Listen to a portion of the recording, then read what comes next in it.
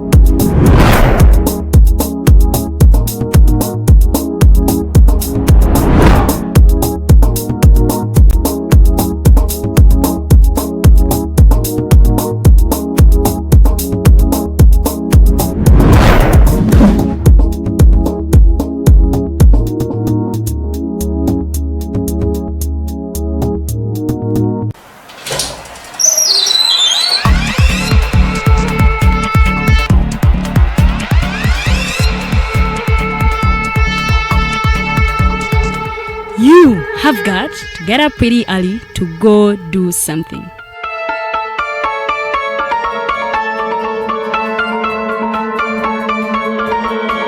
We are the Alternative Dig Talk.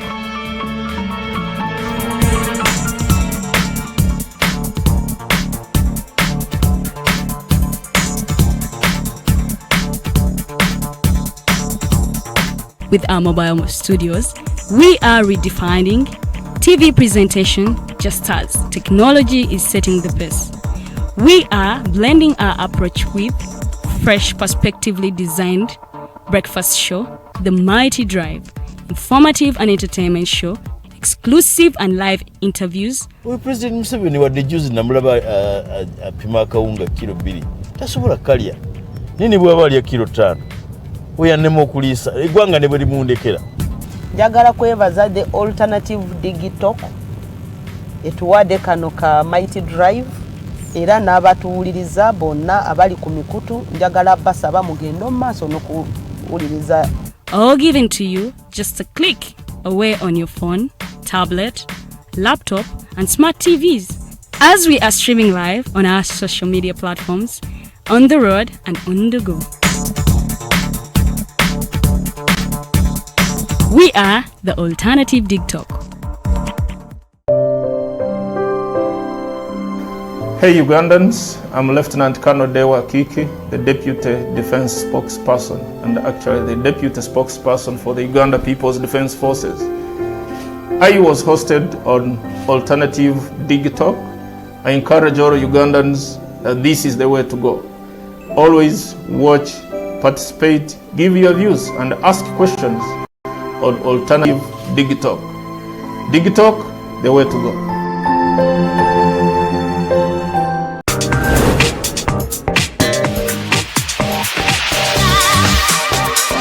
Hello beautiful people, you're welcome to the Snap Talk with your girl Teddy Tenjo every Saturday right from 6 to 7. It is your responsibility omwana wo kubeera mu nyumba nga teyasuze bweru mbo bamubanja rent. Koyo kulaba abalenzi abasajja abakunga butuufu tebabuulirirwa nga babulamu. Towerabira nti tuli wano ku the Alternative Dig Talk. Mukwano gwange gwali topic ki wandiyagadde twogereko. Is it about family? You can take your time, look for a job, stabilize, men will come, men will always be there, you will get the men. Bonna goyagala musajja yenna goyagala ojja mufuna. Embaga ketuuke. Bino bitu byasenga na ojja bafuna. Naye ng'oli asitudde ttu yakedde ku makyabbaga nti nsitudde ttu. Naye nga mubutuufu agambye nti gy'akyali muto. Is it outside family? Is it society? Oh, could it be relationships? Just be commenting a topic yona gyandiyagadde twogereko tujjako tujogera kwano ku the Alternative Dig Talk ku share enganzi the Snap Talk.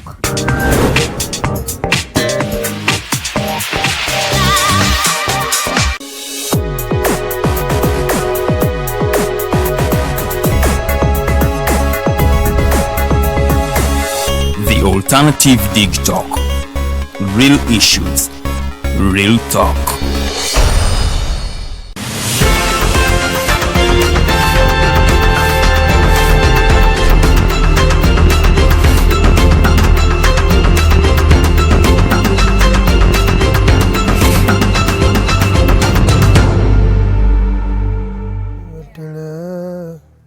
A very, very good morning and a warm welcome to the Mighty Drive Show. That was me singing a bit of some monologues or soliloquies.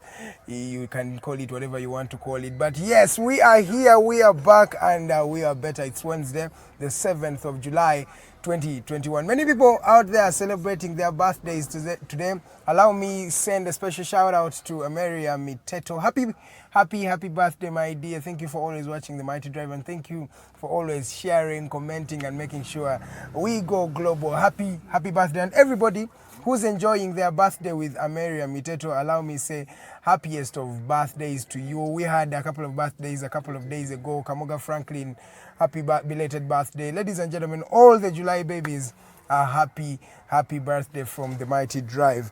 Allow me say welcome to the Mighty Drive again. It is a show that airs every Monday to Friday from 7 to 9 a.m. We're always here trying to break down with you, giving you a conversation with Uganda so that you can know whatever you didn't know about, and so that you can discover what you didn't know, and at the end of the day be a successful successful individual and a successful citizen to make sure our country grows better and our communities become stronger. Ladies and gentlemen, and a couple of news updates and a couple of news stories have been trending all over social media and in Uganda here particularly, and the world at large. I'm going to give you a couple of those stories as we delve into the show today. As you know, it's a Wednesday, and I have Lilian Luwedde in studio. She will be joining me in a few, but before she joins me, allow me just take you through a couple of stories that have been trending. Bannange mwasuzeyo mutya, muli bulungi, mwebale kubanga mutulaba olunaku olwaleero ku Facebook page yaffe The Alternative Uganda ne ku YouTube no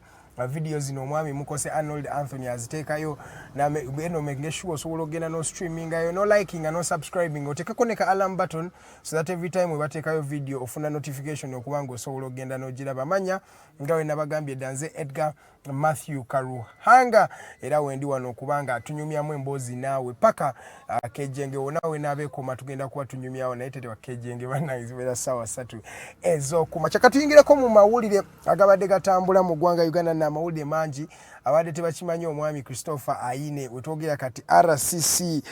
Then ekiri e Masaka abaana bakiwulira kitokota si kisaanikira. I have a couple of friends there who watch us live from Masaka City. Ndozo omwami Fred Bamwine mumuwulira mu buwulizi ennaku zino.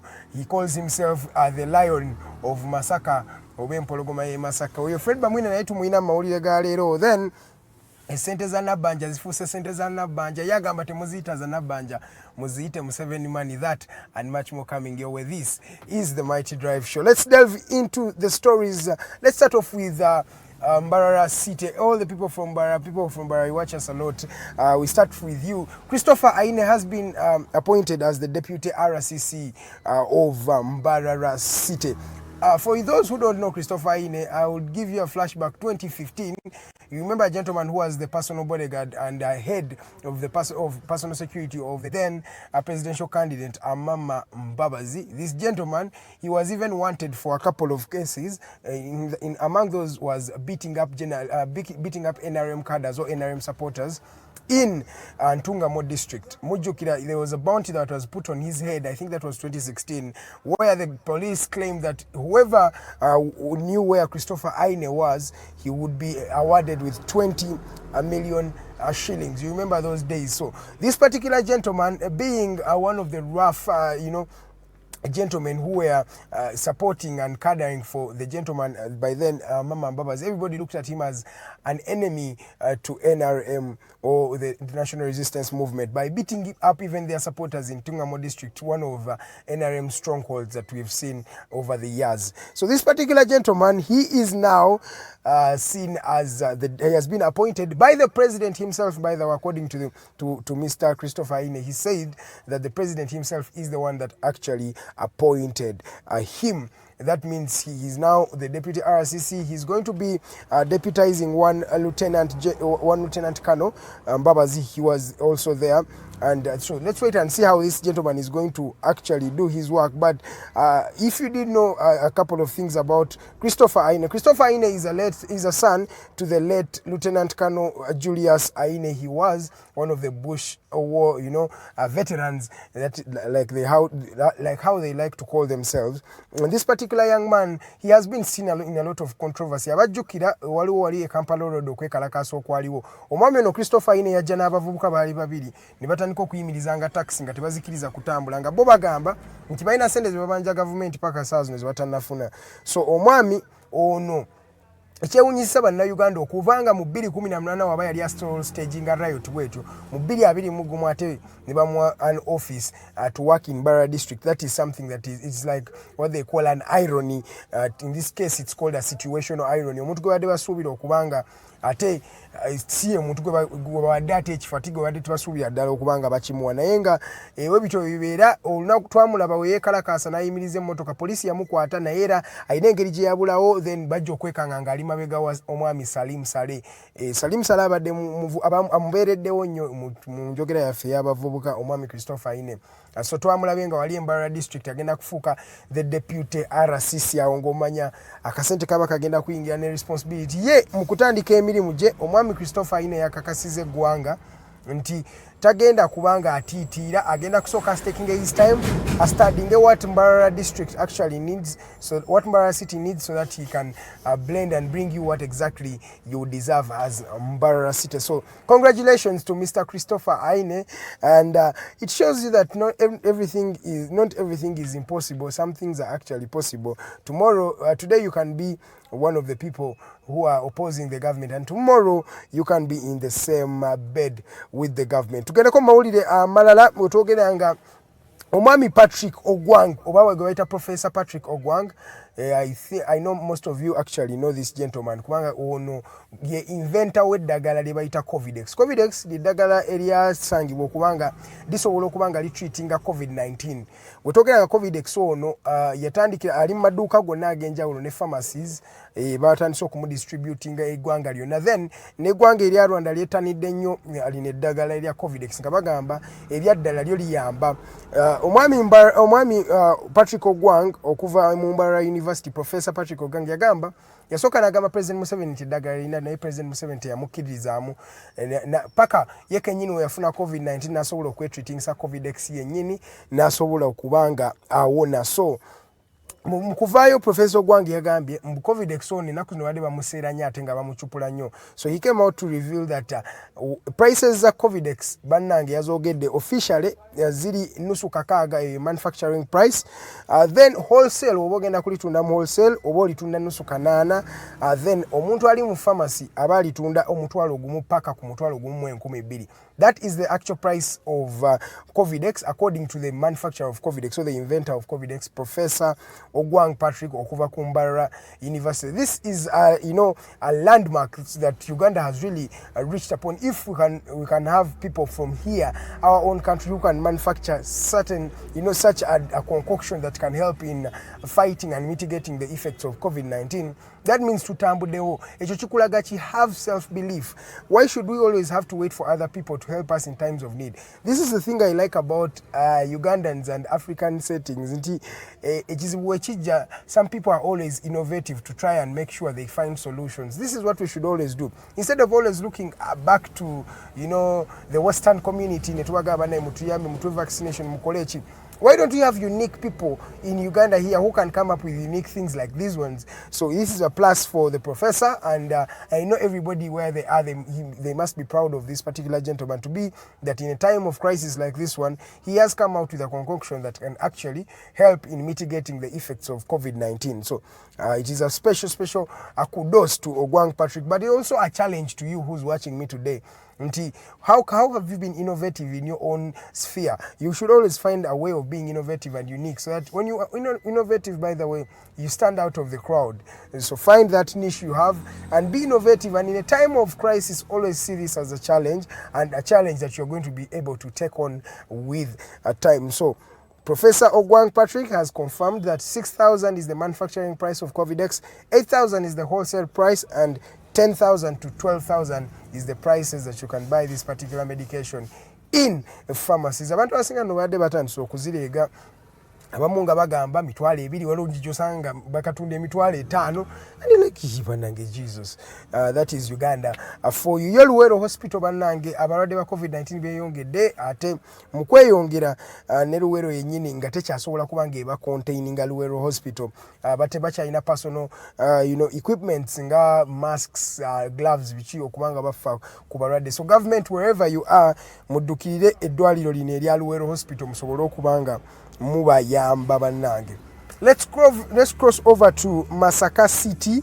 Masaka City ennaku zino oyogera kulinnya Fred Bamwine abantu babuna emiwabo mukiwulidde ennaku zino oyogera ku Fred Bamwine ono nno ye mukulu RCC we Masaka City ono bamuyita Fred Bamwine bwetwogerera nga atandise n'okuclashinga ne local authorities bano bapoliisi abaani atandise okubanga beeguguba nabo over implementation of COVID guidelines. Ye yakakasiza mbigambo bye mbutagenda kukkiriza muntu yenna mu Masaka okudisobeyinga the standard operating procedures President Museveni yayogerako ne COVID guidelines ezino okubanga zikuuma abantu mu time eno eya COVID-19. Omwami ono RCC Fred Bamwine no I don't like people who always try to assert their power. Oluusi oyinza okubeera n'amaanyi naye tekyetaaga kubanga buli ssaawa wabeera mu conflict because these days mu Masaka City wowulira in the land wrangles wowulira mu bintu bya COVID guidelines everywhere you are hearing a one Mr. Fred Bamwine wosanga positioning eri Fred Bamwine. What is Fred Bamwine?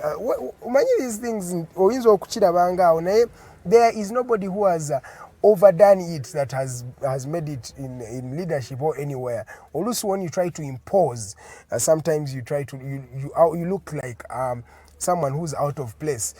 You always chikambo chimadenja okosa naye kanchireke.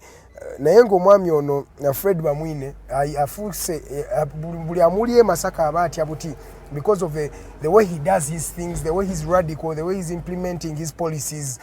People are actually afraid of this particular gentleman, Mr. Fred Bamwine. So, the people in the greater Masaka mwena bali mweyo region mumuwulira naye bambi mujira mu coming down and just try to follow his procedures or his advice because at the end of the day he is the RCC and he is a leader and he is reporting to the President of the Republic of Uganda. So abantu be Masaka Mr. Fred Bamwine bambi ayongedde okubalagako waliwo bakyali bange bangi Kasujja Shafika abeera waawe e Masaka City banange kiri kityawo omusajja Fred Bamwine omuwulira ansindikira ka message ombulire nja kuba akasomera banna Uganda naye nga gega amawulire agava ewa Masaka City owa omwami Fred Bamwine wowulya kati Bamwine odduka buddusi kubanga Kampala ebekususeko then Masaka ebekususeko atugendeko mawulire amalala Nabbanja oba Nabbanja money abantu kye batandise okuyita Nabbanja money nze nno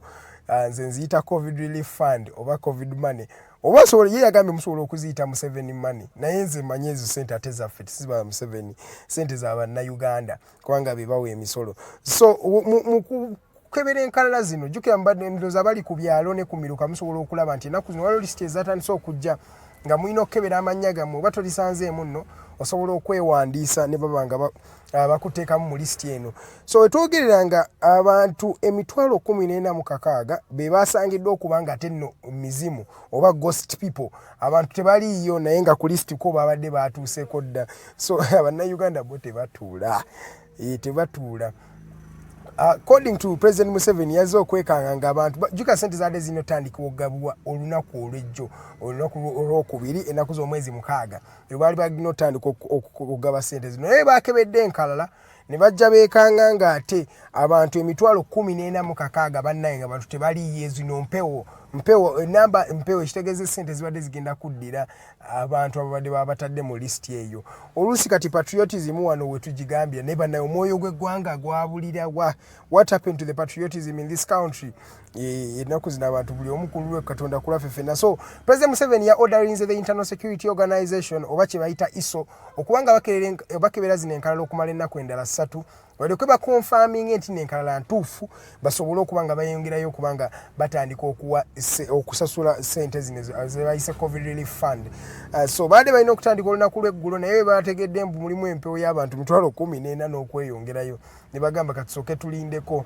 kabakebere bulungi ba reviewing bamaking sure abantu bagenda okuteerako sim cards bano ekisooka gye bali ekyokubiri baddala ekyokusatu bazeetaaga n'ensimbi zino so ekyo President Museveni kyeyavuddeyo n'agamba n'akakasa nti no sente zino zigenda tandika okugabibwa olunaku lujja kuba lwakutaano Friday tujja kulaba nga sente zino zitandika okuyingira ku mobile money so abantu baffe bana abadde yali yetegese okuyiwa amazzi g'akawunga olunaku olwaleero nze ngamba amazzi togayiwa sooka weeyongereyo tusooke tulabe engeri gye tusobola okutaasa eggwanga ne sente bannange time of desperation we don't need to have ate abantu ba opportunists ngomutandisa ate kubba ggwanga sometimes it's really shaming for us and how do you feel when your son or your child looks at you nga bategedde mbu no you're one of the thieves wadde yeso bbira bo naye ate sometimes it's always overboard manya wosobola okukoma omanya oluusi omanya wookoma n'ogamba at least mu kino na kino ekyo siyingirayo naye mu kino awo osobola okuyiiyizaawo ate n'okuyiyizaawo is not naturally something that is ethical or has etiquette mu mawulire amalala gavumenti yegenda kugaba ebitanda mitwalo 46 to the different hospitals in the country yes chemanyi already bade batandise okubanga babikola ebitanda bino over time so they are going to start distributing 46,000 beds to different hospitals in the country to help in fighting COVID-19 njuka COVID-19 banango lunabe cherukola abana Uganda naye wetoganga cases stanso dropping but the question is are they dropping as people are not actually getting sick or it's because people are at home and they actually don't have any access to medical facilities so it's a two-way traffic mawuli amala police yafulumiza kye bayita weekly report weekly report ene kya surprise nze bana Uganda bangi nti week ewedde yokka abantu 68 be bafa over 68 people died last week and enamba ogirabange entono naye nga baba abantu 68 okufa ng'ate bano sibe bafudde bino birwadde biki most of these cases bantu badde ba mob justice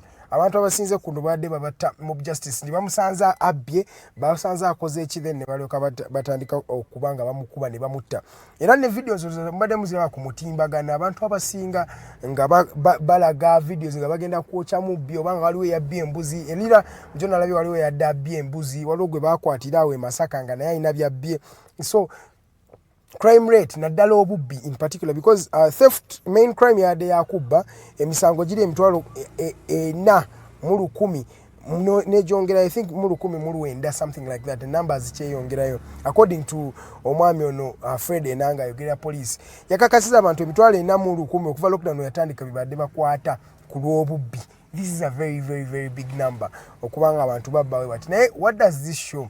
This shows the desperation that people have. Enaku zino abantu option esigaddewo yakubba bubbi okubanga naye baba afuna ekintu ekyokulya era wolaba n'ebintu bye babba bali mu kuba things ezili logistic omusanga abbye enkoko atabbye embuzi atabbye kyakulya abbye emmere abbye ettooke waliwo gwe bakwata abbye kasooli so these things ekikulagira ddala mbulina bakubaawo he's just stealing to survive waliwo omuzungu atera ogamba mbuno everybody is a thief it depends on the situation nti buli omu mubbi naye kisinzira ku wawaali oba mbeera akigyalimu kati olaba bano abali mu kubba ebyokulya alagira ddala mbu he's not stealing because he's actually a thief I don't want to just misjudge them already but I don't think they are stealing because they are thieves I think they are stealing because they need something to eat because oliwo musanga beka soli what's the other reason that is there it's first of all he's hungry he needs to eat and chikulaga abantu lockdown engeri gye bayisiza crime yeyongedde nnyo abantu 68 be batiddwa wiiki ewedde kino ekintu bannange kyamaanyi nnyo okubanga tukibuusabuusa maaso weetutyo ate abantu abakwatibwa okubanga basuubirizibwa okubanga batta baali bagezaako okutta General Katumba Wamala mwe basobola okuttira muwala we ne driver we abantu 8 abaakaatiddwa batandise okusaba bail basaba kooti ebawe bail bafulume ndowooza bino ebintu President Museveni bwe abiwulira abaawulira ayagala oba ayagala kukola ki kubanga yakyogerako n'agamba kooti zammwe zino nze mmala obbakwatira abantu bammwe kooti ne zibata that is what he said in his own language n'akakasa nti no kati wawulira kino nga bali mu kusaba ate basaba kooti okubawa bail kyeka ye kiba kimuttira ddala agamba naye bana bino benali nkola ki benali mbagamba ndoza mu mawulire nga naatera omumaliriza kuba ndaba akadde tekatuli bulungi omanya amawulire gabeera mangi wetuba tetuzze ku Tuesday tuba tulina amawulire agaba gawera agaba gannaku nga 2 then Kenyan scientist ye ate yakoze antivirus mask ye bwe yagiyise mbweno virus eno mask wogiteeka ku nnyindo oba ku face wano buli kawuka baka virus akabira aka COVID-19 kafiirawo. So yagiyise the antivirus mask. This is a Kenyan scientist from Kenyatta University as well. So kyo tetunakikakasa naye nga ye bwagambye naye why not? These days Africans zekimanyi abafirika kasita bafuna ekizibu beebeereramu. So they've come up with different ideas. So already atandise COVID. Yeah, he can. I also believe he can also start a mask, also call a mask a antivirus. Let's wait and see how it actually works and how it kills these viruses. Naye yagambe nti ya already weeri yafulumye. Ye bambi yaliko minister wa ICT mu ggwanga lino Uganda mwami Edgar Owori bambi yafudde olunaku ndoza lwabadde lwakosa ggulo omwami ono yafudde ekirwadde tetunakitegeera oba yafudde COVID-19 we are not yet sure tebanna disclosing naye abatamujjukira ono omusajja no yali musajja mwogezi nnyo era yali yava mu league yali yava mu kubeera in the same league with Museveni baali bakolagana wamu ne baawukana n'okwawukana so okuva olwo baawukana I think in 98. From 98 this particular gentleman abadde asingirikira nnyo President Museveni ebigambo ebisongovu ng'amukakasanga bw'atasobola kuleadinga in the 21st century because his ideas are zaggwako ayogera how is a chauvinist, how is a dictator. Omwami ono Edgar Owori abadde abyogeranye naye bambi yavudde mu bulamu bw'ensi eno. May his soul rest in eternal peace and I pray that may God comfort the family of this particular gentleman. Bo amabamulaliyo gali private hospitals bavuddeyo ne bakakasa nti nno bo bacharginga million 3.5 buli lunaku mu ICU bagambe tebazisukkangako ne bagamba mbuno baade no wano baade bali mu kufacinga the parliamentary task force of COVID-19 gye bateekako on COVID-19 okubanga emitige eyambako mu administeringa n'okulabanga COVID-19 tumulwanisa. So izana amalwaliro ge baade omanye amalwaliro gana gali private baade bagasibyeko ebintu bingi ate ng'oluusi nayo bya bituufu ne babagamba bacharginga simaya milioni 7 buli lunaku eza ICU oba toliiwo ng'omulala afuna ekitanda a lot of bureaucracy naye nga babakulembeze bazino hospitals bavuddeyo ne bamitinga akakiiko ka parliament oba task force ne bagikakasa nti no bacharginga milioni 3.5 zokka eza ICU nga bulijjo wekibadde kibeeranga boye bakakasiza eggwanga baba palisa bagamba nti COVID-19 yos asobola okugenda by sacrificing to the gods nti wosaddakira bakatonda COVID-19 agende bannange oluusi nammwe tetukisussa ng'ennaku zino abantu we bagamba ate kati how does offering a sacrifice to your small gods and COVID-19 relate? Singa abangereza n'abali bubadde buluma baali basacrificing dda nga baawonaawona dda oluusi ebintu ebimu tubijjemu ndooza mujjukira abamajimaji rebellion ndooza nagisomako omwami Mr. Kalyango Godfrey kyemmanyi naye ayinza okuba ndaba yali atusomesa eyo subject omwami ng'atugamba beesiiganga obuugi nga bamanyi baali babagambye mbu banakubanga essasi terijja kuyingira naye muganda wange batukubako amasasi they massacred them like nothing. So bino ebintu tubijjemu okusaaga tubijjemu ebintu byogamba mbuno ate gods and what no, there is no gods, there is no what, it is actually something that is factual. COVID-19 is killing people and it has not killed people here only but the whole world has been ravaged by what they called the pandemic. Nga tumaliriza TB Joshua bambi yaziikiddwa ono n'abadde musumba mu ggwanga erya Nigeria abadde amanyikiddwa nnyo abantu abasinga badde bamuyita muntu atali mutuufu musumba atali bwa mazima naye who am I to judge him ye yalayingiddwa to rest naye olunaku lweggulo baadde bamuziika omuliro gwakutteko around baadde bamuziika kirabika waliwo ekyawe kuba omuntu namungi w'omuntu webadde eri ate abanigeria obamanyi obatuuka ku bantu bwe batyo ate bo bakisussa so omuntu yabadde mungi n'omuliro gwatuse n'okukwata nga abantu just know it was really something that was big. TB Joshua was being laid to rest bambi this particular pastor. Then Ethiopian embassy etandise okuggala embassies endala mu mawanga agamu nga bagamba tebakyalina ssente bagamba tebalina ssente za kwonoona nga bateekayo eyo kati ng'ey'omu Kenya gye basookeddeko ne bagiggala ne bagamba ssente z'okuteeka eno ate nga Kenya tuli kumpi katusooke tususpendinga okuba nga tufandinga this particular embassy. So bagenda kuggalawo embassies ezimu eziri wabweru w'eggwanga erya Ethiopia nga bagamba mbo sente eza administration tezikyawera ate tebakyasobola kubanga bazi raisinga nga mmaliriza Tanzania etandise okukola COVID vaccine. That's a special congratulations to them. Te boba MP bagala abakozi ba health workers abafiira mu abafa COVID-19 family zaabwe ziwebe nga milioni 10 esobola okubanga ziba yamba awo. Ennyonyi yabuze mu Russia ndoza mwajuuliddeko paka kati tenalabikako yavuddeko. It was in the eastern part of Russia where yabulidde paka sawa zino it's off the radar. Teri girabako yadde.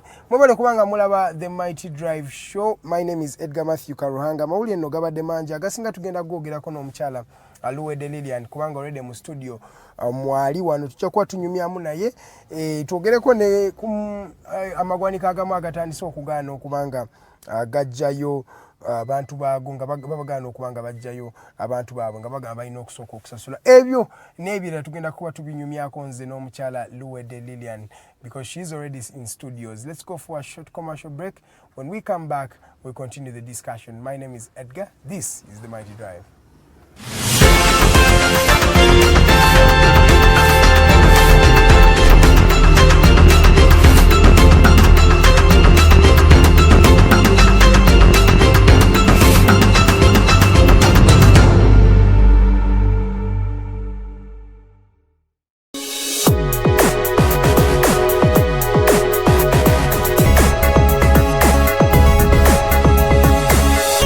Alternative Dig Talk.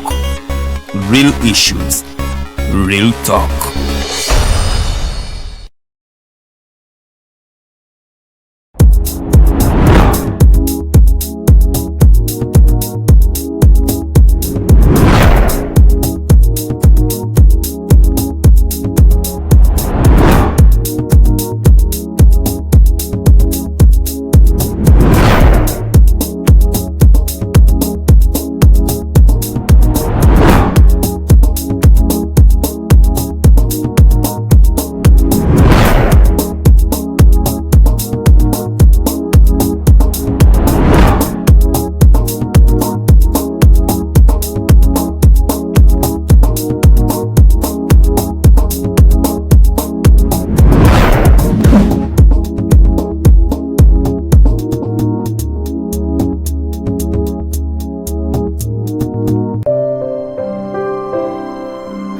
Hey Ugandans, I'm Lieutenant Colonel Dewa Kiki, the Deputy Defense Spokesperson and actually the Deputy Spokesperson for the Uganda People's Defense Forces.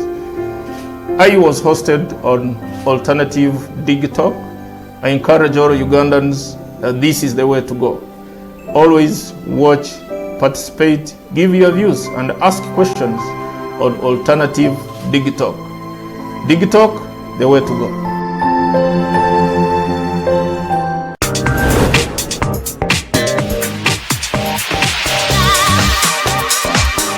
Beautiful people, you're welcome to the Snap Talk with your girl Teddy Tenjo every Saturday right from 6 to 7. It is your responsibility omwana wo kubeera mu nyumba nga teyasuze bweru mbo bamubanja rent. Tukoye okulaba abalenzi abasajja abakunga butuufu tebabuulirirwa nga babulamu. Towerabira nti tuli wano ku the Alternative Dig Talk. Mukwano gwange gwali topic kiji wandiyagadde twogereko. Is it about family? You can take your time.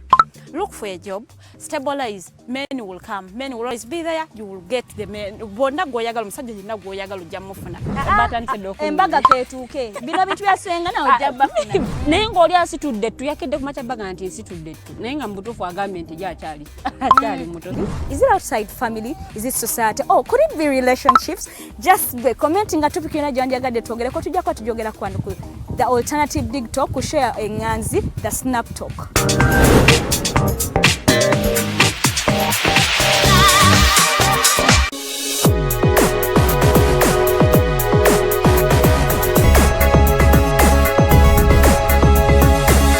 The Alternative Dig Talk.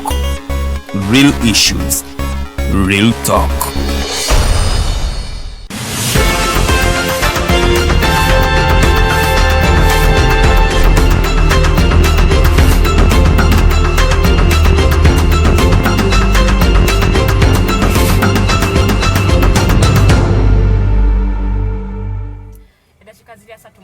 zakaita ku ssaawa emu ey'amakya g'olunaku luno olwaleero the mighty drives ye program gy'oli mu kulaba era nga olunaku olwaleero olunaku lwa kusatu munnange mbabuuzaako yonna gye musizidde okuba nga mutulaba. A very very good morning to every one of you watching us live nga mutulabira mu bitundu by'eggwanga eby'enjawulo mutulabira oli wakaawo wootulabira mwebale nnyo mwebalirira wazuukuse edda naye nga gwe okedde n'ogamba nti ngenda kulaba mighty drive. Thank you very very much. My name is Princess Luwedde Lilian and I'm with Edgar, Mathew, Karuhanga. Tugenda kuba tutambula paka ssaawa 3 ez'amakya g'olunaku luno olwaleero nga twogera ku nsonga nga bwe zibadde zitambula. Atuwadde amawulire malungi nnyo nnyini ddala webale nnyo Edgar okubanga ogasaka mawulire malungi webale nnyo kubanga ogasaka wano nawali n'ogatuleetera because abantu abamu bayinza okubadde tebalabye mawulire obanga badde tebalabye amawulire ago ku makya kiba kyamaanyi nnyo ne tumanya biki ebyabadde mu ggwanga n'ekinyumidde byonna byoyogedde be baghost boba tebabulanga ndayo omwami akomenti nze nagamba buli omu Uganda baghost waliwo baghost masomero mu PDF mu kibo babeerangayo naye nga badde waliwo twatuuka eggwanga nga bino ebintu tutandise okubijjamu nga batandise okubajjamu ne batandika ne bakebera lizinto za educawa mu PDF in the 90s we bali bakava mu nsiko we bati twalina a lot of ghost people abafunanga sente okumala emyaka gyawera ndoze emyaka nga 10 batandika okubarealizinga mu 96 nibatandika okugamba banonga bafya ononga yafa naye nga sente then zaali zigendanga. So ghost workers or ghost people have not been it's not something new to the country Uganda. It has been there for a while. It's still there. Kati ate kibadde kyasirikamu oba tubadde ffe abatamanyi naye kati kyakomyewo nga kiri bigger. But Edgar, thank you very much. Amawulire gano gootuwa ogasaka mu buli kasonda mu buli kanyomero n'olaba nti ogakuŋŋaanyaayo webale nnyo webalire ddala naye wasuze otya? Nze nasuzeeyo nga bulijjo. Wasuze bulungi. Wasuze bulungi. Simanyi omuntu adefininga atya okusula obulungi because osobola okuba nga weebase naye ng'ate waloose ebyadde bikukanga nga bikukugumusa oba abasezi naye gwe wagugumuse tomanya eya Uganda ennaku zino weebakako kitundu oba kyebayita erinnya bakiyita ndyerabidde okwebaka nga you are half asleep, you are half awake with one eye open like this. Tomanya olinga tulinze message ya Navanja yagambye temuddamu muziyita sente ze namuwulidde nga bwagamba temuddamu ziyita sente ze muzeeyi yajja okugabula ajja kubagabudde naye ze ate ngamba sente zaffe batuwaako bwiko zaffe bo bazijjawa oba tebazijja muffe ez'emisolo gye tusasula musaala gulabika gwe gumu ku musaala gwa muzeeyi nga gwe yawaayo luli muzeeyi we yafuna $3,600,000 si bwe yagamba anti azaasevinga netubalamu netugamba $3,000,000 times 12 times 35 ziba sente zegaba ziweza sente zamuyiwa musolo akeera ku makya baina abantu abatakimanyi lulina nkyogerako nti eno economy eri run by amuntu wa wansi era abantu bayita abawaggulu bayita mu bantu ba wansi kati njawo osoko tunya abakulembeze abasinga abali waggulu oba ne wabagwe kennyini nango otadde mu kiti ky'abali waggulu Lilian abantu kubeera ng'oli maaso ga kamera eyo abantu bangi abakutunya ne bagamba you're someone in society. You even have a voice right now. Okay. So, kati tebakulabanga ordinary people. Ne people who are strong like you have been built by humble people. Nti fe olaba abantu abatukuziza ate bo balaba toso abasubira nti basobola okutufuula kike tuli. Okitegeera kati ba Museveni abo ani amanyi Amos Kaguta. Amugenze kati. Omugenzi Amos Kaguta. Ya living emyaka nno gyali mingi musajja bawangala musajja bawangaza abo. Amos Kaguta was just a cattle keeper.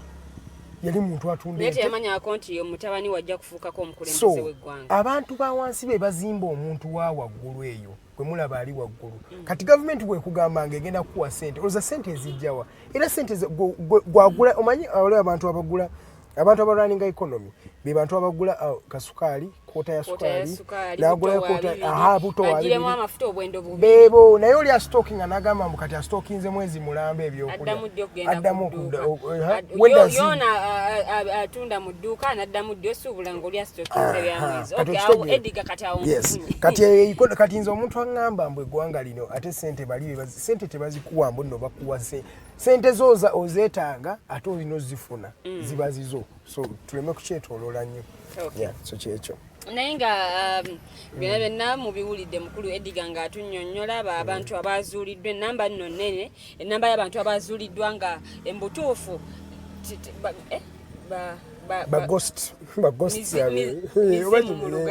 ate manyi okyogera mu Luganda tekitiisa nnyo okusinga bwekiza mu Luzungu naye nga abantu bano ate baliiyo naye nga ku nkalala kwebali okyogedde bulungi omuntu taliiyo naye ku lukalala kwali ennamba y'essimu eriko ndala erinnya liriko lya muntu taliiwo naye ennamba y'essimu y'ey'omuntu ali bwe bwokebera amannya kugamba ebintu bino bibuzaawuza naye nze nayagadde nnyo ekyokuba nti bagenda kuddamu bakole okwekennenya naye okunoonyereza kuno oba okwekennenya kuno kwe bakola kunaatwala bbanga ki bwe kunaatuukira ennaku 3 nga lockdown tewedde ennaku 42 zino zitambudde tuli mu nnaku ndowooza kati 2+ bwe tuba tuzituuseemu ennaku zitambudde bwe banaamalira okunoonyereza kuno batandika okuweereza kati naye nze kyemmanyi nawe oyinayo omanyi nga yetwakolanga paper 1 ne paper 2 tulinayo paper 2 so you're not in a rush no sina lwaki mupapa oba osobola okumanyi bali abantu omuntu nga talina mmere waka kati awo ogenda kukolota because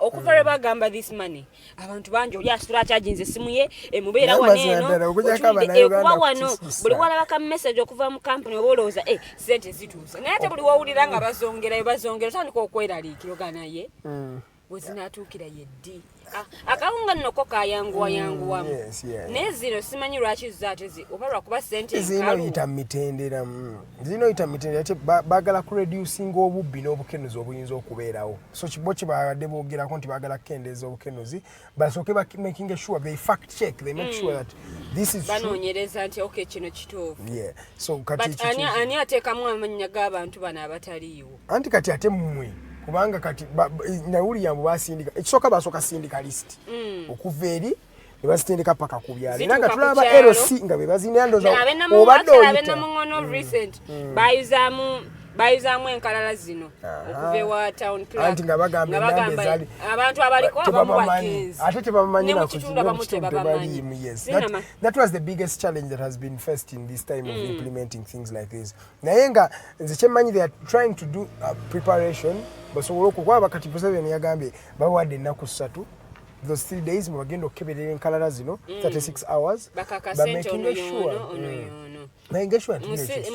systems zikole saawa zino systems bwe zirina okukolera batulage nti okay amaanyi gaffe gayimiridde wano kino kyekiriwo naye ate ekintu kiringa kye bakolwa nga bakikola just kutuusa mukolo nti omanyi tubawadde emitwalo 10 kale mwebale emitwalo 10 gye mugenda okuwa bannayuganda naye gye emitwalo 10 gy'ennaku zino Lilian ogimanyi oba nze kaagiraba mbugidduka nnyo ennaku zino ikonomi yakyuka nnyo omuntu obeera n'emitwalo 10 okujja okukebera nga oguzeeko obuntu butono nga zaaweddewo dda naye okay ogamba wakiri akatono kanyooma kali muki nyama ntono eri mu nkwawa kati katusooke tukayane nga mweri mu nkwawa olyokoyombe ogambe kale bampadde obusente butono naye nga obadde tozirina naye ate waliwo ffe bebeerabidde bajournalist naye lwaki bajournalist bababuusanga nnyo amaaso mu nsonga zino kino kyembuuza okusigala nga nkola ekisooka abantu bebalinga off bameka abasigala nga bakola bali bameka balayinga off 90%. Ennaku zino I'm going to give you an example. When you go to newsrooms now, used to NTV's newsroom had over 50 people. Ngabantu watano bakola newsroom wanatambuza chai, wanakola printing, wanali mu kuandika script, wanali mu kuvoicinga, wanali mu reporting on field. So it was an enormous number of people. Kati obo gambye ku 50, abantu nga 50 and 60, babasaleko 90%. Abantu bameka abasigaddewo ku newsroom nga bakola. Ekitegeeza kinene nnyo abantu 10% sibe bantu batano. Tokitegere katugambe kale bongedde mwe bagamba abantu 10 basigala mu newsrooms mazima ddala. Ekisooka kati abantu 10 bakola kye mwali mukola mwenna kye kisooka. kati ate company enajjukira ddyo okugamba muno tukomyewo bali betwalayinga off. They are making profits here and they are reducing their expenditure. So that is already a tick to them.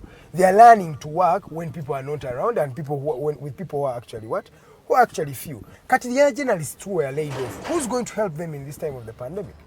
There is no private entity in this country that remains paying you ngatokola. Tebachukulimba okujjako government. There is no private entity. When do we start to talk about the journalists who are crying? Because there are many even us who are very on we are not also good. Abantu abasinga buli omwaka nesimanyi lwaki batunulirako abantu bamu because nze ndaba mu Uganda buli omu yeetaaga buli omu abantu abasinga anyway ng'ogyeko bano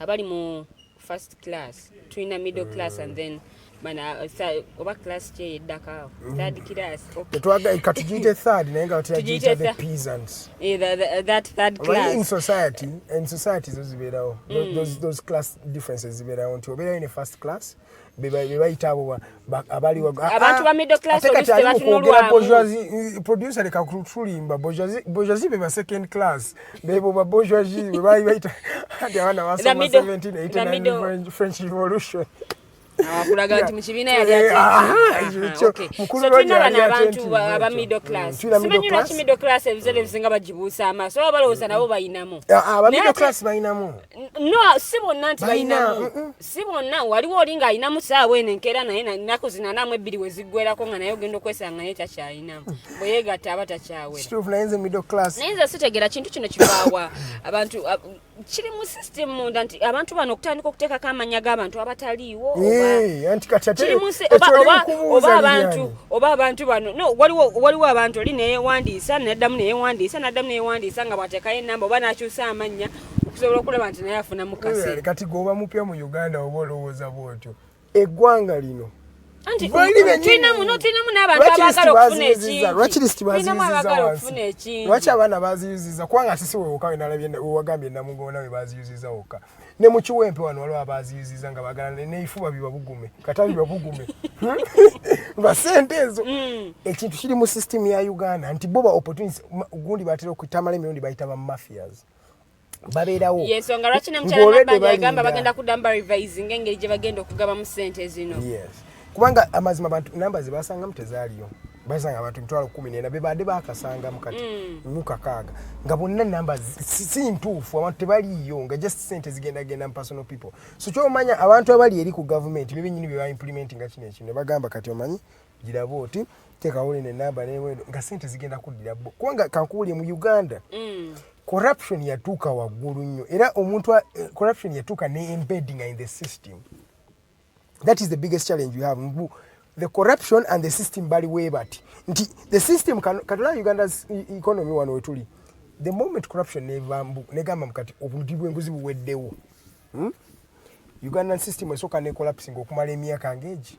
Oba esatu ekitono ennyo. Esatu nga crashing because kati corruption and the system is the same. Nti oba waliwo ekiwozo oba wadde okiwulira nti omukulu hamu sente ze yadde aleese okuwa abantu ate yadde agamba muziize eri muziteeke mu akawunti eno ze gyenjagala naye ddanga polisi wezityo weziri ngate mafiya afaayo gojja kujja olaga essente wano tugendeyo omutemereko yensonga lwaki tubabuuzanga nti bannange essente zaweewayo ziri ludda wa naye nga oluusi zaabanga za mpewo. Uganda for you nze omuzungu wagamba. That is Uganda for you. So corruption is embedded in the system. Kati owa nabanja yewede yebuuza sente ate bazitwala wa ate bazitwala mu mmotoka nabanja naga muziteeke mu yange nga ye bambi mupya jowa ye fish nze ate we bagambe mono fisherman nze nakkiriza kubanga yekoleze ade innocent nga tamanyi yebuuza kati ye bambi nga tannamanya nti system ya Uganda oli awaayo sente ne muziyise emabega ne ziddayo kati mwabadde mukaklikikawo mulemu n'amugunyako zaamugunyiza kakati ffe bannayuganda tusigala twebuuza sente zaabwewayo ziriddawa kuba kati twebuuza sente zaabwewayo mu first wave ya COVID-19 ziriddawa. Dr. Twine yabagamba mu sente ezo bazitereka gye ziri obuwumbi 29 buli awo batunulako obutunula ate kati nga tuli mu kwewoola bagenda kuzimba malwaliro. Minisita Mathew Kasaija yayogera lulina agamba nti mu financial year eddako bewozeeko buwumbi 6. Ate kati ziri tuli mu kuzitunulako butunuzi. Bireeta questions nyingi. Bingi nnyo. Ebitanda byali birina okubeera emitwalo 4 plus ne tulinako 10,000. Bagenda supplying ebitanda emitwalo 4 mu kakaaga. Okukyogerako batandise obikola badde batandise obikola kati bagenda tandika supplying. Simanyi ngeri gye bagenda kikola ne oxygen bayongere bakitunulemu ensonga eyo bagitunulemu. Referral hospitals zino zibeerenga bwe batwalayo omuntu tekyetaaga ate mutwala ate atuuseyo ate bamugjeyo batandika onoonya private hospital oluusi abamu tebeesobola baabo ne private hospitals bagambye balekerawo okukwata ennyindo zaabwe ziteeka mu ngeri gye balwaningamu bizinesi zaabwe because nabo bateekamu kingi ate gavumenti no bateekamu kingi so balina okufunamu buli omu alaba waafuniramu okiwulidde. And what happened to our generation, Lilian? Let me just ask you this. What happened to our nze saawa zino ndaba nti buli omu asikaza wuwe. Mukulaba okwange nnyinza okuba nakatandika katobe okukifokasinga konenda bakati buli omwasi kazawuwe buli omwasi kateeka mu nsawo ye tajja kufaayo abalala bakibayisa kityaamukitwala mutya naye ye alaba nga ayina kusikanga zawuwe. And yet it's a time wetwalibadde tukola ffenna wojjukira we bagambira abaana okuddayo ewaka abali mu bidduka ababaasi taxi wayongeza ebisale simanyi na nsonga yabyongezesa nebirinnya munaku enkulu nga Christmas enaatera ebisale birinnya nti olugendo lwabadde ogendera ogumu ekitundu balukubisaamu emirundi 2 bwe balaba nga ate abantu beeyongeredde ddala nga balukubisaamu emirundi 3 so buli omu nze nkugambye kati buli mu Uganda buli omu asikaza we alaba nga nze bwekiba nga nze kinkolera ye tafaayo oba gwe kikkolera oba ono kimukolera oba ono kimuyisa kitya ye tafaayo. Abamu kuve katusigale mu old school naye nga ffe tukkiriza mu respect and honesty and etiquette. For me I will remain old school personally. Yakino nkyogera seekwe ngenda kusigala nga bampita fala nga bampita old school ne waliwo ebintu ebimu byesitaga waliwo emirembe gye sitagenda nagyo emirembe egyo egya disrespect emirembe egya extortion ekyo kintu kiraga mbuno humanity obuntu bufudde mu ggwanga lino obuntu bufudde olabira mbu obuntu bufudde for God and my stomach obuntu bufudde humanities in Uganda litwagamba nga ndi it's for God and my country naye kati tugamba nti for God and my stomach olabira mbu eggwanga libudde oba liweddemu essuubi wekutuuka nga ekintu abantu ekibasanyusa ate nga kintu kyalibadde kintu kiswaza katolaba kati process by process ebintu ebyo bye bitusanyusa okitegera we are looking for smiles in people's misery yet you should be saying bannange this is sad naye ate ffe tujja tukisanyukiramu ate kibeere nnomo tukitandize ne ku radio bakyogere process by process naye nga probably yali alaga someone yali akola ki amwisobi so that is what the society etuuseeko mbu tuweddemu essuubi kati kyobula buli omu asikaza wuwe nga woyogedde nti kati oli ajja kusikanga azza wuwe oli bagambe tugenda gabira abantu sente ateekemu abantu 14 mu kakaaga nga zonna zigidda wuwe omuntu buweddewo banaye tuddeyo wali we twali mu kifo kiri waliwo yamuyimbe yayimbako naye atudde mu kifo kiri tuddeyo wali wetutaddeyo wali tetulina we tulaganga ggwanga we are not developing. You're going to stay like that, you're going to stagnate. Omanyi nti abakulembeze baffe bebasinze n'okukola kino nti kati buli omu asikaza wuwe. Nze nalaba ab'oludda oluvuganya gavumenti nga baba ne beekalakaasa mbu kabineti nnene naye tewali ku bo avaayo okwogera nti paalamenti nnene tewali nalaba honorable omu ng'ayimidde bannange tetwetaaga kabineti y'abaminisita 8 plus olwo nga bakubaganya empawa kukwongerako ministry endala okiwulidde nedda kabineti nnene tuspendinga sente nnyingi nnyo naye tewali avaayo okwogera nti paliamenti nnene because ayinza yesinga obunene limu ababaka 5 bwe tutunuulira amawanga agatwetoolodde Kenya tebatuuka babaka 4 eyo Kenya baminisita katugende endala ku kinyusi tugende mu United States erina abantu milioni 325 according to the last census they had. Baina ba MP bameka ngogase House of Representative eyawaggulu ne House of Gundi Senate House House of Representative eyawansi ne Senate House eyawaggulu obagatta bonna ate nekikwewuunyisa Parliament negenda mu lusirika Nenga sente zaabo bajja bo basigala bafuna omusaala naye tewali yavaayo ku addressinga nsonga zino bintu biruma bannayuganda anti mwesikazawe abantu bajjanga nga banoonya akalungu oli akugamba nze ngenda kukola kino bwe ntuuka mu palamenti ngenda kukola kino bwe ntuuka mu palamenti ngenda kukola kino andi era nekyobola ne kati bwe yamala okutuuka abamu fa babyonoona fe abantu tutya oli ajja kugamba gwe njawo weetegereza obululu bw'obaddemu bwonna oli wajja nagamba mbuno agenda kukolera omugamba ki anti oluusi abamu tebajja na bipande nga babyetimbye muze ngenda kukola nzisigenda abasinga bamugamba nze empaayo zompa mukulu mayanja ku voltage yagamba mbu yatuukanga mu kitundu nga bantu nga tugulireyo kawala waliwo omulala yagaba obugatto n'amata oyo bamulonda ye bw'atabiga kyekyo anti kuba bamanyi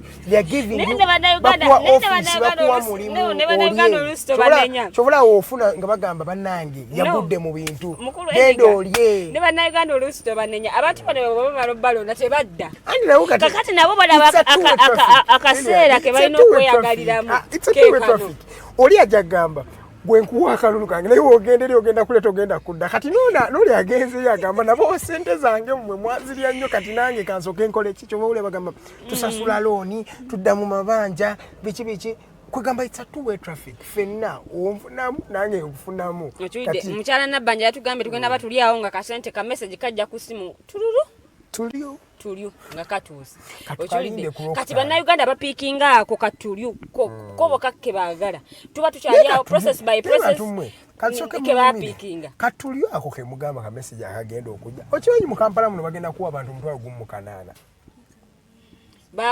sente bagamba bagenda kugaba obuwumbi 5 mu busatu mu Kampala abantu abagenda ofuna emitwalo 10 families 5 plus ze balondako Uganda binisobe nyata namabala ne bakola list ey'abantu nti ab'omu taxi abayita emmotoka abasaluuni be bagenda okufuna ku ssente zino si buli omuntu ogenda afuna ku ssente so gwe munnamawulire ku listi y'abantu abagenda okufuna ssente toliiko kendi mu kugamba nti kati otunulamu n'ogamba naye kati tuli ku kikino kyennyini kubanga kati abantu omutwalo gumu mu kanaana 18,000 people wewawe bagenda okufuna mu district enamba ya Kampala district katugambe central district yennyini abantu bakolera mu milioni nga 2 tulina abantu downtown kugamba babeera mu business district wakati wokka mu Kampala central bajja ne bakolera abantu abali mu gete ez'enjawulo nga tebakyayi Kampala ina abantu abawera milioni 7 abamu bakolanga mu butale bw'omubuulo Kampala ina abantu milioni 7 ogenda waako 18,000 it's not even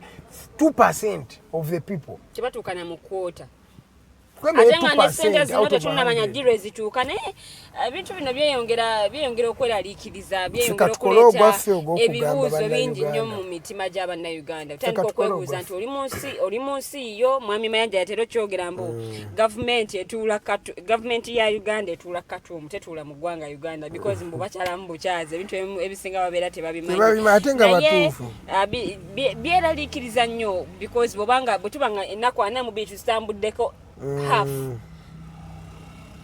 tulabika tutambuddeko half munagwana mu bbiri okuva lwe batuteeka mu lockdown bwe tuba nga tutambuddeko half sente zino ate kati tezinnaba na kutuuka bakyali mu kwetegereza nkalala kuliko enkalala z'abantu abataliiwo manya kuliko amanya g'abantu abataliiwo waliwo abaafa oli ali mu kitundu kirala ne bamuwandiisizza era mu kitundu kirala so bireeta okwenyamira kungi nnyo awo otandika okumanya wa watuufu woogwa naye ng'abantu bennamuŋŋana bo babadde beekalakaasa nga bagamba gavumenti mutute tudde ku mirimu gyaffe tukole ate bana abatabatya namwe nga ekirwadde kyekimuleke kisusa prime minister yagambye ekirwadde kikendeddemu anti kati kyekyo ekibeerawo mukasita kikenderamu ate nga mukomawo ngera kiddamu kibaluma kiki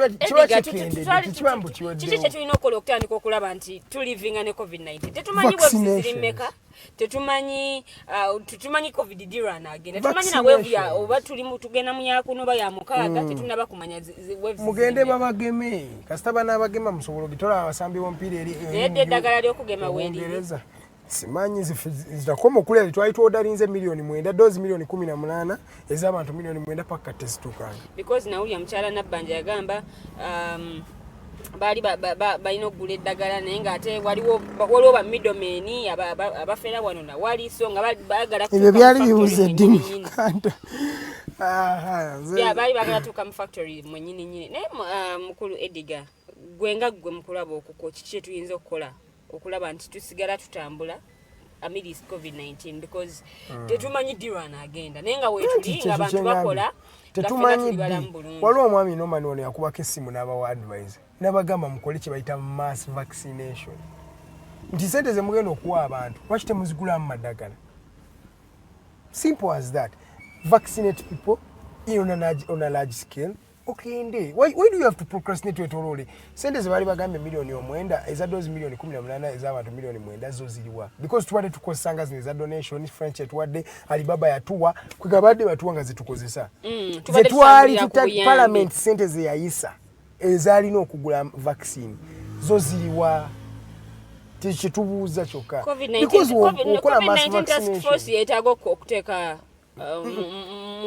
mugundi mukanyogo gababuuzibwa ebibuuzo kirabika oba kye tuba tubakola naye nga babateeke mukanayo kyani babooke ebibuuzo tumanye sente zino because every time tuwulira kwewola kiretedde n'ebbanja lya Uganda okweyongerera ddala ebbanja kati lyeyongeredde ddala because tweweze na wano netwewolera mu linnya eryokulwanyisa ekirwadde kino ekya COVID-19 abaana baffe bagenda okiwuliramu ffe abaffe betugenda okuzaala kati oba betuzadde bebagenda okiwulira mbana baliwo kati abali mu kufuna amabanja ago tebali mu kukimanya Uganda's debt burden is at 67 trillion ezo sente ziba nyingi nnyo obuwumbi obuwumbi bwa sente za dola tulizisasula ddi ate nga tukyagenda mu maaso n'okwewola batongedde wiiki ewedde tebatongera obuwumbi 3.5 IMF yejja kuwa naye yemanyi engeri gyejja okujja bamanyi engeri gye bajja banona bakuwamu waliwo akavidiyo kenalabye nti bakuweera mu kitangaala naye baba banona mu nzikiza ngaalinga babanka bwe baba bakuwula bakusindikira omukyala anyirira nga Luwedde najja nakugamba nange osobola okwewola nawe kubanga olaba Lilian kubanga mulwazi mulungi ojja kutandika okay nawe ugonde mu time y'okubanja omanyira nti yakwalula esiridde eddakiika eryemu yakaita ku ssaawa 2 ez'amakya g'olunaku luno Railway the Mighty Drive ye program gy'okyalaba amanya nze Omumbejja Luwedde Lilian ndi ne munnange Edgar Mathew Karuhanga tutambulira ddala mpaka ssaawa 3 ez'amakya g'olunaku luno olwaleero twogera ku nsonga nga bwe zibadde zitambula mu ggwanga Uganda tutunuulidde tusoose ne COVID relief bigenda maaso mukulu Edgar muwulidde ng'abinnyonnyola nti waliwo abantu abali ku nkalala zino naye nga mu byaddala tebaliiwo bali ku nkalala amanya kwegali naye mu byaddala abantu bano tebaliiwo so yemu ku topic gye tubadde tutunuulira mu ssaawa yaffe esoose naye nga tuli mu kati mu ssaawa yaffe ey'okubiri era osobola okuba buterevu mu studios n'obaako ate ensonga gy'oyanja oba n'obuuza ekibuuzo ate tulaba engeri gye tukidisikasingamu okulaba nti munnange odibwamu bulungi nnyo enamba y'essimu eri 0789 017145 0789017145 ye namba ya studios ate munange tusobola okubaako obutereevu n'oyanja ensonga yo nebeera nga ate etunulwamu ne tulaba n'engeri ate gye tusobola okuba nga ate tugigaayagaayamu ne mukulu Edgar then ate tumale tugende mu maaso programu eno ebeerawo olunaku olw'Emmande okutuuka olunaku olwokutaano eba ssaawa emu ey'okumakya mpaka ssaawa 3 twogera ku nsonga nga bwe ziri so tolina kubeera nga munnange ogiswa togamba nti nze nyina shogenda babuli ku makya naye tegeeza omulala naye ate asobole okumanya era munnange musobole okuba nga ate tufuna ekyokuyiga ffenna okutwalizaamu nga eggwanga n'okusobola okulaba nga tutwala eggwanga lyaffe mu maaso tetuli ku mainstream media wabula tuli ku Facebook era nga Facebook page yaffe eri The Alternative Uganda ngendayo munnanga ate olaikinge page yaffe otufollowinge onyigene alarm button nti buli bwe tubeera live omanya nti tuli live ate nosobola okuba nga munnange omanya engeri engeri ate munange gyotesa ku miramu ate gye tuba tulina ng'oyita ku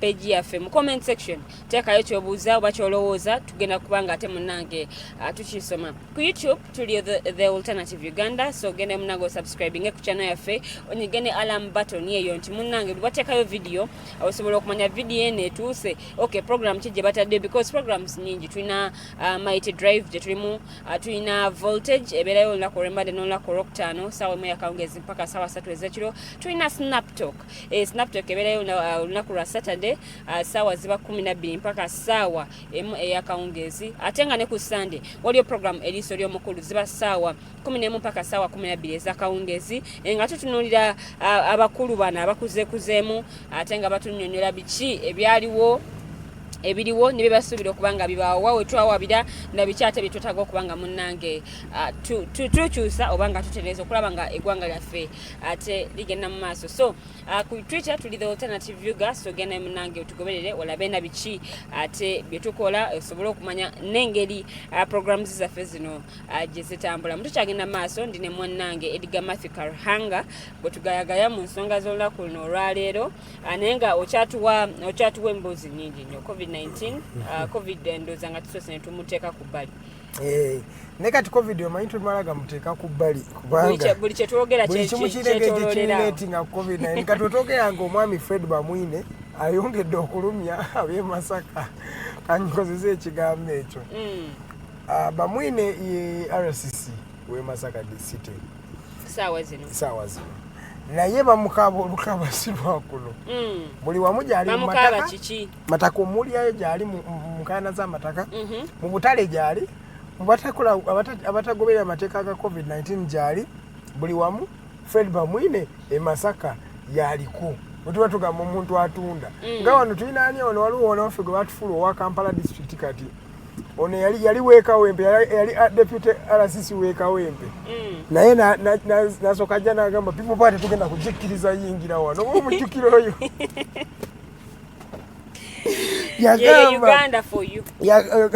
yagamba NUP nze njogedde sigenda kumuyingira Kawempe yayogedde RCC ne bagamba ono w'amaanyi deputy RCC Weekawempe tumufuule deputy RCC we Kampala district nafuulibwa oba okola omulimu gwe oli musajja w'amaanyi so kyekiri ku Fred Bamwine so tujja kuba tuli awo nga naye akuziddwa okujjako nti ekisinga okuba nga kiruma nti abantu asinga batera okubeera mu mbeera bwe ziti wodda mu buntu omanyi ku nsi ya Mukama odda mu bantu nti omaze okutabaala omaliza ozze mu bantu abantu banaakulaba batya bali kujjukira batya oliwo okomyewo olwabwe baligulawo emikono gyabwe ne bagamba tukwaniriza Fred Bamwine banakwaniriza oba banakuwandanga kalusu kyetuba tubuuza nze naye nga Fred Bamwine yekyali mu kukola abantu b'e Masaka bagamba mbu akisusizza nnyo naye ye neotamaliyako nnyo budde omuntu kimbali kya story gyetwali tunjagala twogereko appointment ya Christopher Aine nga deputy RCC w'Embarara omuntu ng'abadde ne reputation ey'omuvubuka ono gy'abadde nayo naye kati ne tulaba nga ali mu ku taking over an office kino kitegeeza ki eri bannayuganda Lilian mu ndabayo ekya Christopher Aine okuba nga bamwapointize nga deputy RCC mu Uganda ekintu kyonna kisuubirwa ekyo kyabannayuganda kye batera okukozesa ennaku zino nti saawa yonna omuntu akola ki akyuka oli ayinza okuba nga ali ku ludda oluvuganya gavumenti nga yasinga okwogera ng'abantu abamu bafunamu nekino ekigamba nti bw'okolokota gavumenti bwaba kuyita bakuwa tutunulye ba full figure engeri gye yavumangamu ne mu cabinet mwali ani full figure nga minisita oba minisita oba advisor oba ki tebamuwa ku listi taliiko yaba advisor tali agenda ku advisinga ku nsonga ki ate buli gya advisinga ku nsonga ki nsonga z'abantu ba ghetto ku mulundi guno abantu ba ghetto tebaaliko naye mu Uganda buli kimu kisuubirwa ne bucha abantu bebaali full figure ayina engeri gyalina relevance naye nga talina political office yonna yagamba bamu office ate namaani agamba abantu abo babi ebintu byomukyalo oyo naye bibuzaabuza naye mu Uganda buli kimu kisuubirwa atulabyeko abantu bangi nnyo ekifo kyosangamu abantu nga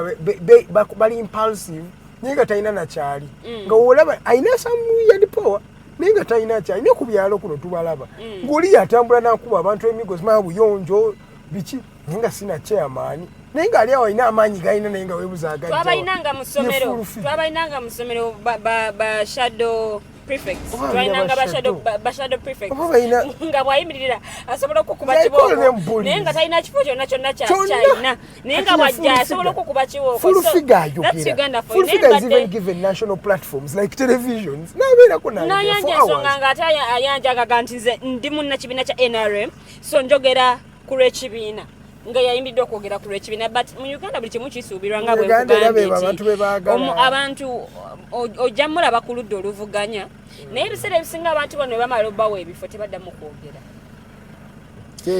kati tunuulira mukyala Joyce Nabbosa Ssebugwawo bwe yaweereddwa ekifo kya minisita gavumenti tekyalina kibi kyonna tebaddamu kwogera ku kintu kyonna talabira ku ba Betty Kamya n'alabira ku ba ono yali minisita w'abavubuka mukyala Nakiwala Kiyingi tewali no kati the problem we have nti mu Uganda abantu abasinga balowooleza wano kyayina wano at hand kyakutte kyayina kyakutte saawa zino ye kyafokasingako nti okay nkutte essimu yange yeeno gye nnina kino ekiddako mu maaso ebyo tebabitunuulira mu Uganda yensonga lwaki nti buli omu buli omu asika zawwe because otunulamu bave singa otuna n'ogamba ngenze eno naye abantu abagenzeeyo nga bava ewange so abantu baba compromisinga nga bulijjo ogenda okulaba omuntu eyali avaayo n'ayogera ng'ayogera nnyo bwe bamala omuwa kye bamuwadde naye ate kati nze ati story ya Christopher Ayine eyo yanjawulo Ayine abadde muntu ng'ali mu gavumenti ye kuva dda mwali naye abadde bano abantu ate sina kusala teyasala just yekyusa n'ayagala yekalaka omanyi bano abaana babagaga baana babyejo twamuleba ku teyalina na nsonga lwaki yali ayimiriza taxi wali wakati w'ekibuga he was just seeking for attention what she ono bwe batuuka yakuba abantu b'entunga mu district emige Kataji batte abawagizi b'NRM ng'abanja biki ono yali bodyguard wa Amamamba yes okitegeera jukira Amamamba bazi yavaayo naye neyeesimbawo kati nasala no bamuteekako n'ekipapula kibakuntumye miliyoni yaga nga kegaliko nga mazima Lilian obakulaba ono omwami we yali nga miliyoni za 2 ozifuna omanyi obamusanga Christopher Ayine mabega wa Salim Sale nabagamba ya my boy he has been around and that's Uganda for nga ine emisango naye ne bamuleka systems ebintu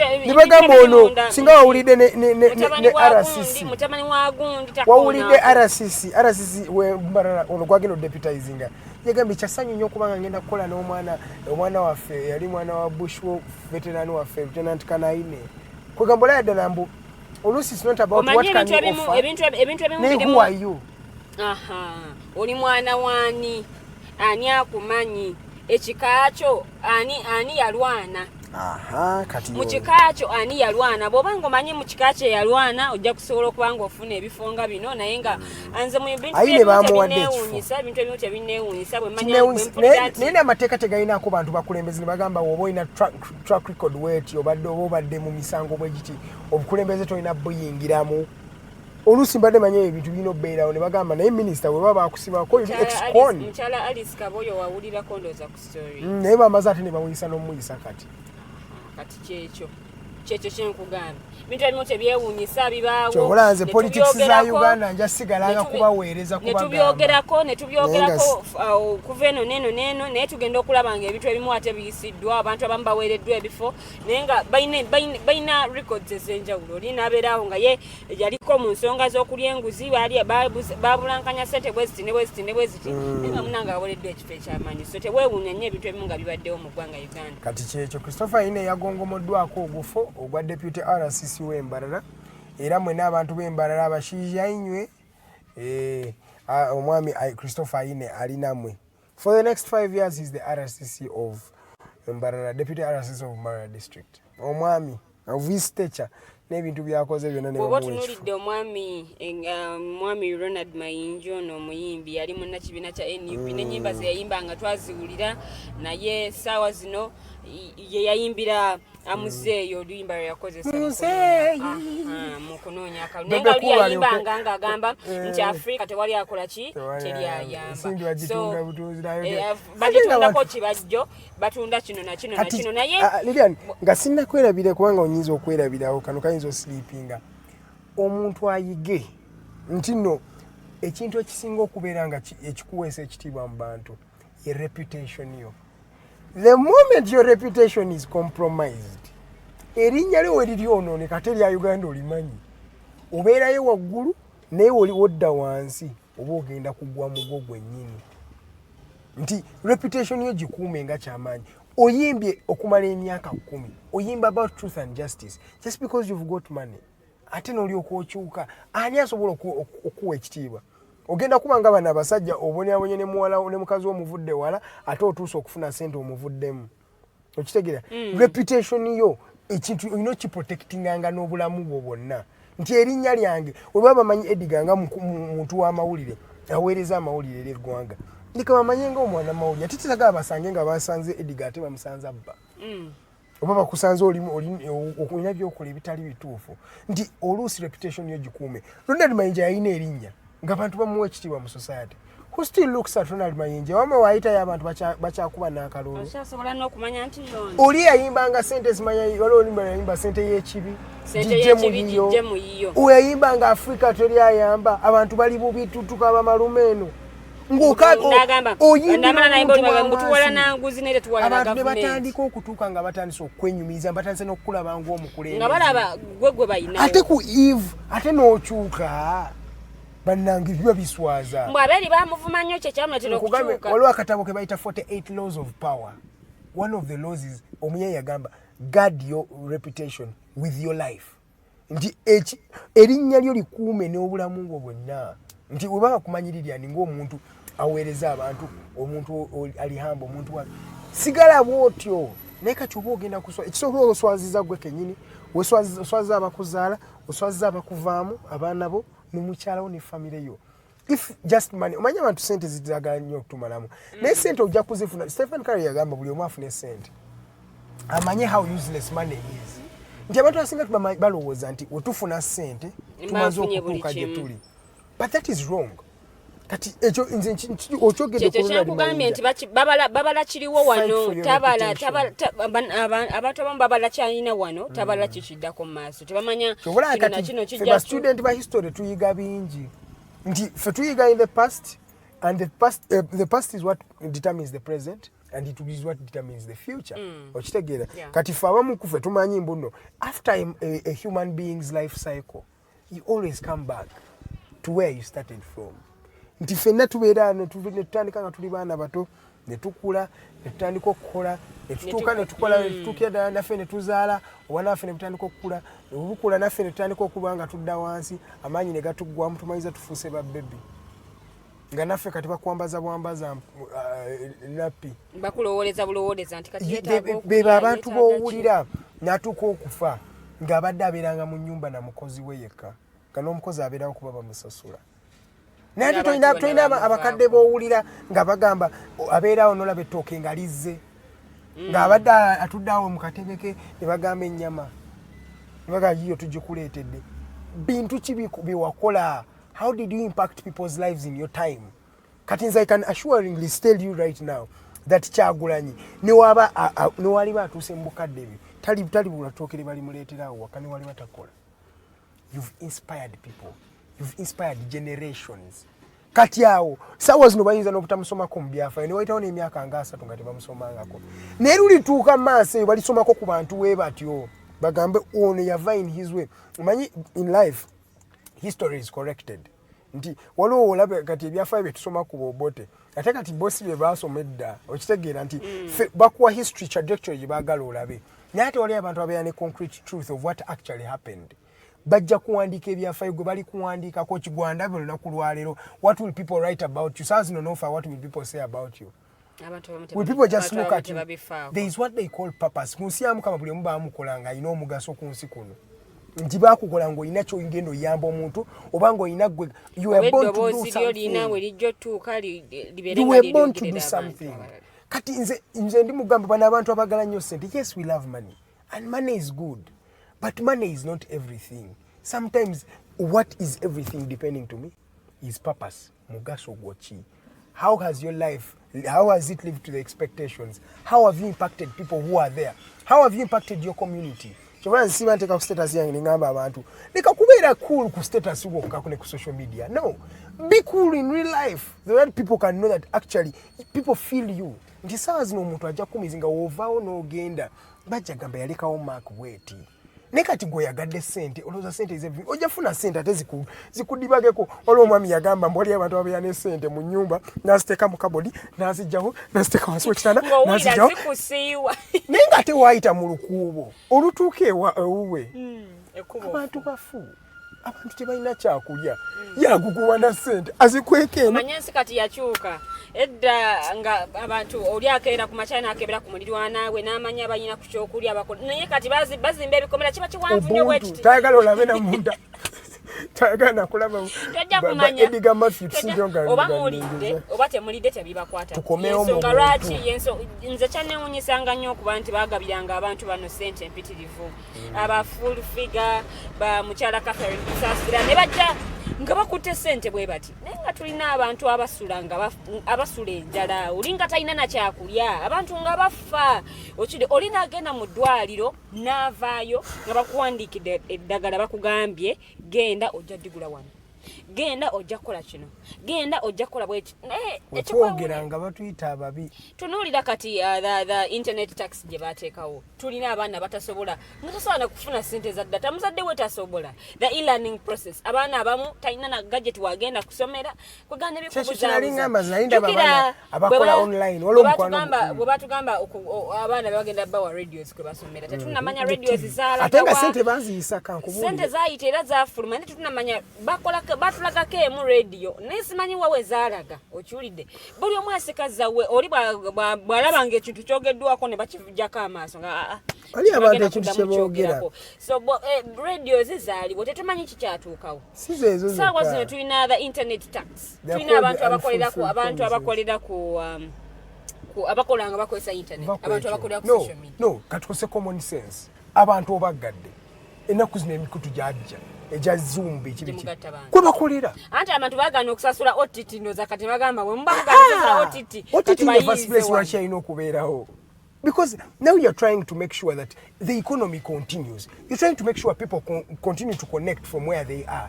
The cheapest thing that you would do is cheapening the internet, not making it more expensive.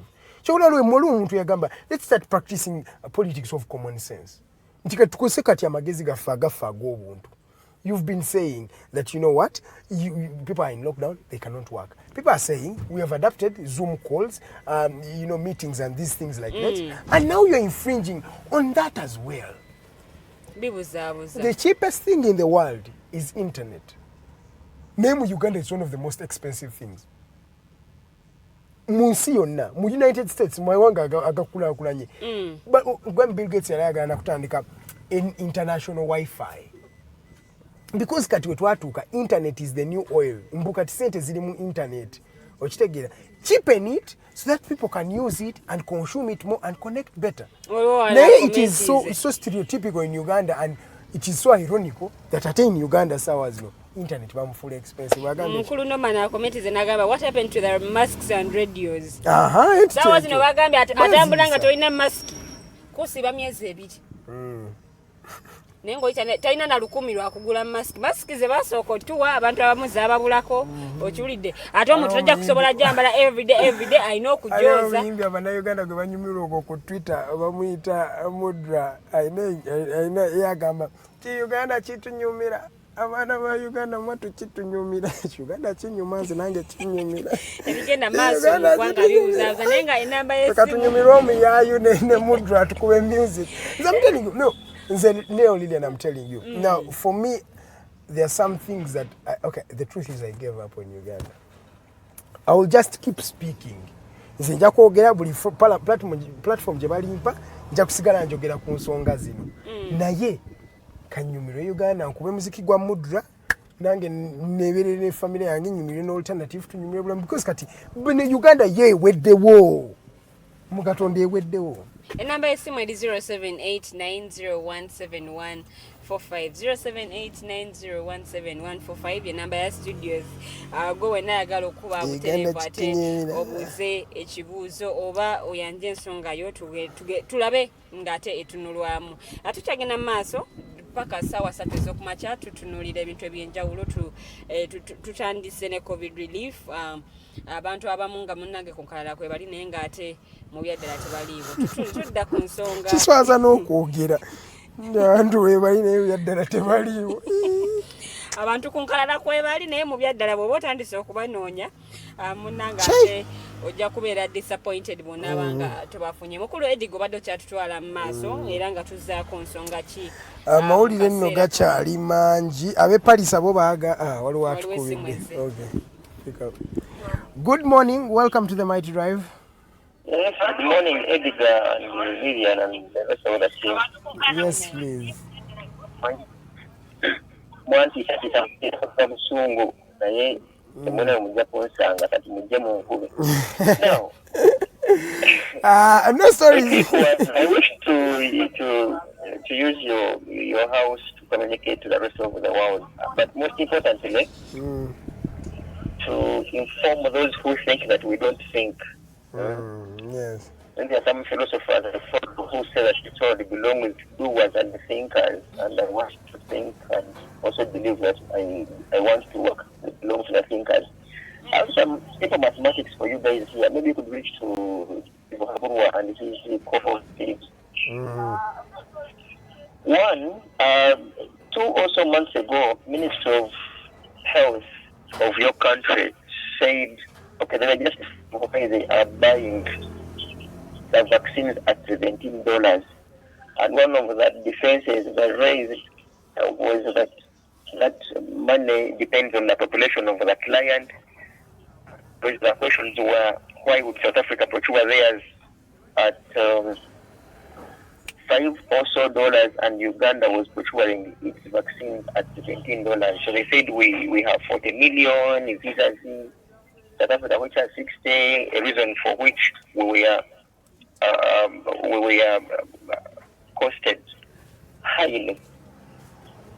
And when I was making my research, shockingly, Brazil, from Asia to close to Latin America in Brazil, is so far compared to leaving Asia to Uganda.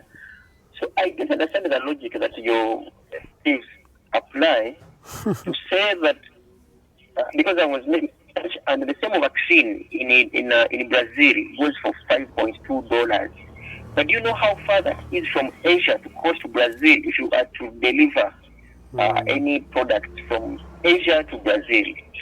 So that's another myth. In fact, it's an intentional lie. Secondly, when you look at the cost of the vaccines, okay, let us assume that the vaccine goes for $17. Yeah? If the vaccine goes for $17, that is an equivalent of 62,050 shillings. And that is for 2 jabs, as they call it. Right? Yeah.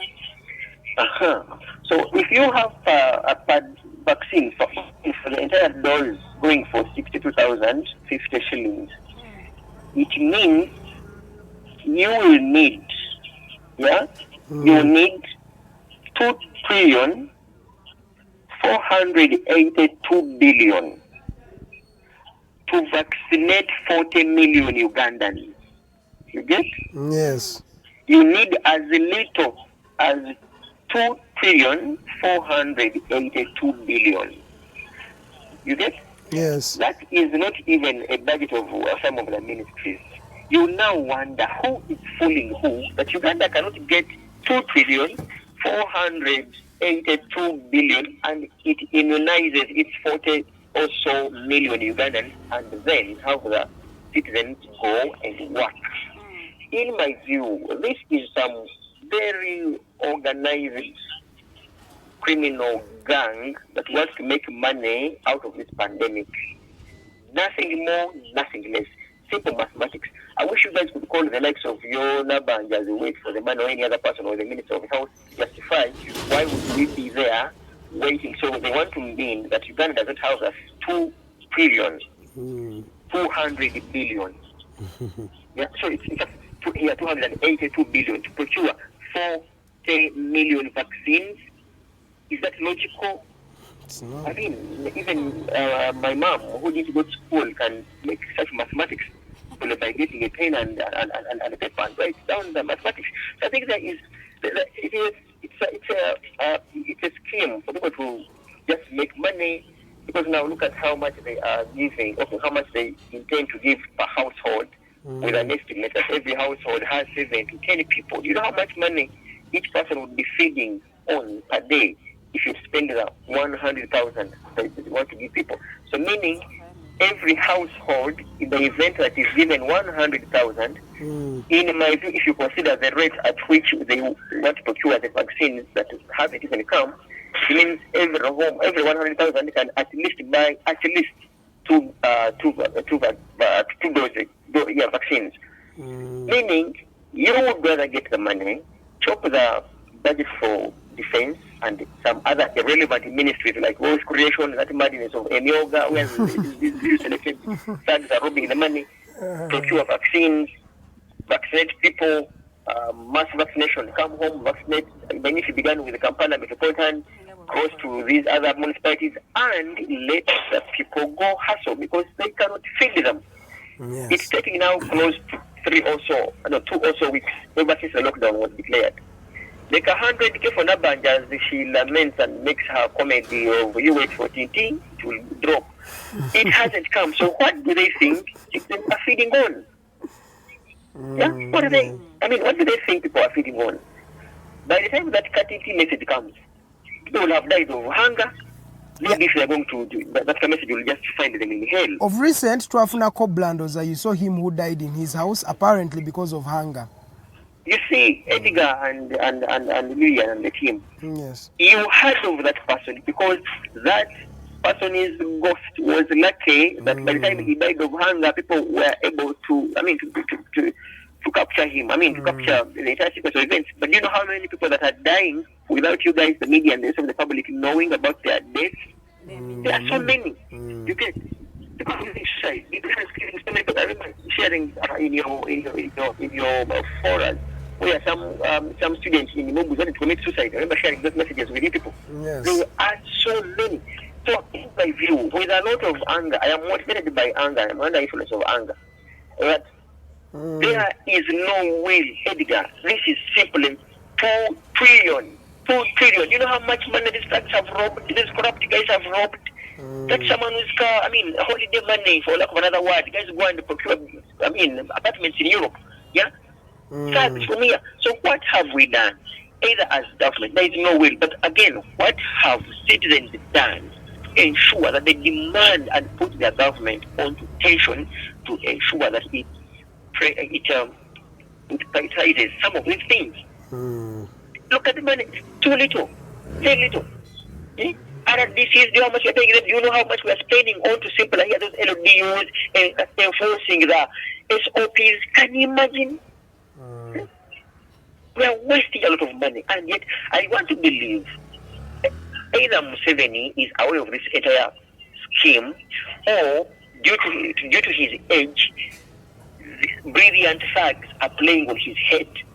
This is if we had good education, this is an idea of a senior 4 graduate to say, Minister or Mr. President, this is, you go make research, this is how much vaccine costs, times this much, this is the amount, how much we need to deposit this amount, this much, this country, yes, how long are we getting the vaccines?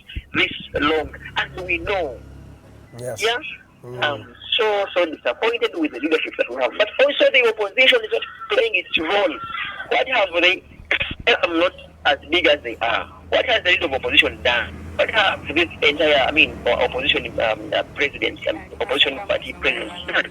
Why wouldn't they suggest an alternative policy or idea and say, look, we made our research, this is how much a vaccine costs, and this is how much we are likely to spend to immunize 40 million citizens. Everyone is keeping quiet.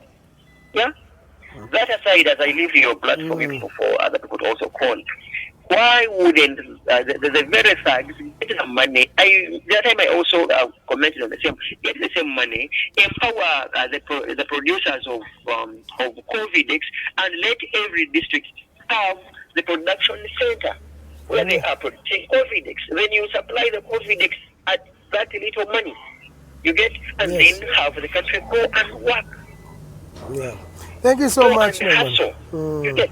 We have 82% unemployment rate amongst young people. Are they catered for? Are they amongst the vulnerables? If yes, is there any person that is registering all unemployed young people who have been coming down to Kuya for another word? Like Seka people, they call them Kadei. One comes like, okay, your side mirror is off, can I bring it? And then now you're not surviving, and I just come out again the worker. You get. But these thugs are not, they don't have any will. They just that's not going to Kale, Tema, webale nnyo Norman Tumuhimbise. Norman Tumuhimbise is the executive director of the Alternative Uganda Social Movement, and he's one eloquent gentleman who likes to speak out his mind and assert his ideas. And the good thing that the ideas he asserts are ideas of relevance. Nti abanayoga tusobola okuzogera owazogera ko tunya danga chikola making a lot of sense. Akugambye abantu abawera aba vaccination ey'abantu million yana yagambye approximately so twala akawumbi kamu is $1 trillion. Yeah, approximately 2 trillion. So wabaya kyogedde kunzi never it makes more sense. Kinadde kwa malimbu no. Why don't we get a mass vaccination campaign? Because Uganda has the money. We don't prioritize the money. We don't prioritize. That is $1 billion. $1 billion of recent IMF. Which to come to investing in vaccines. Only vaccine in the one.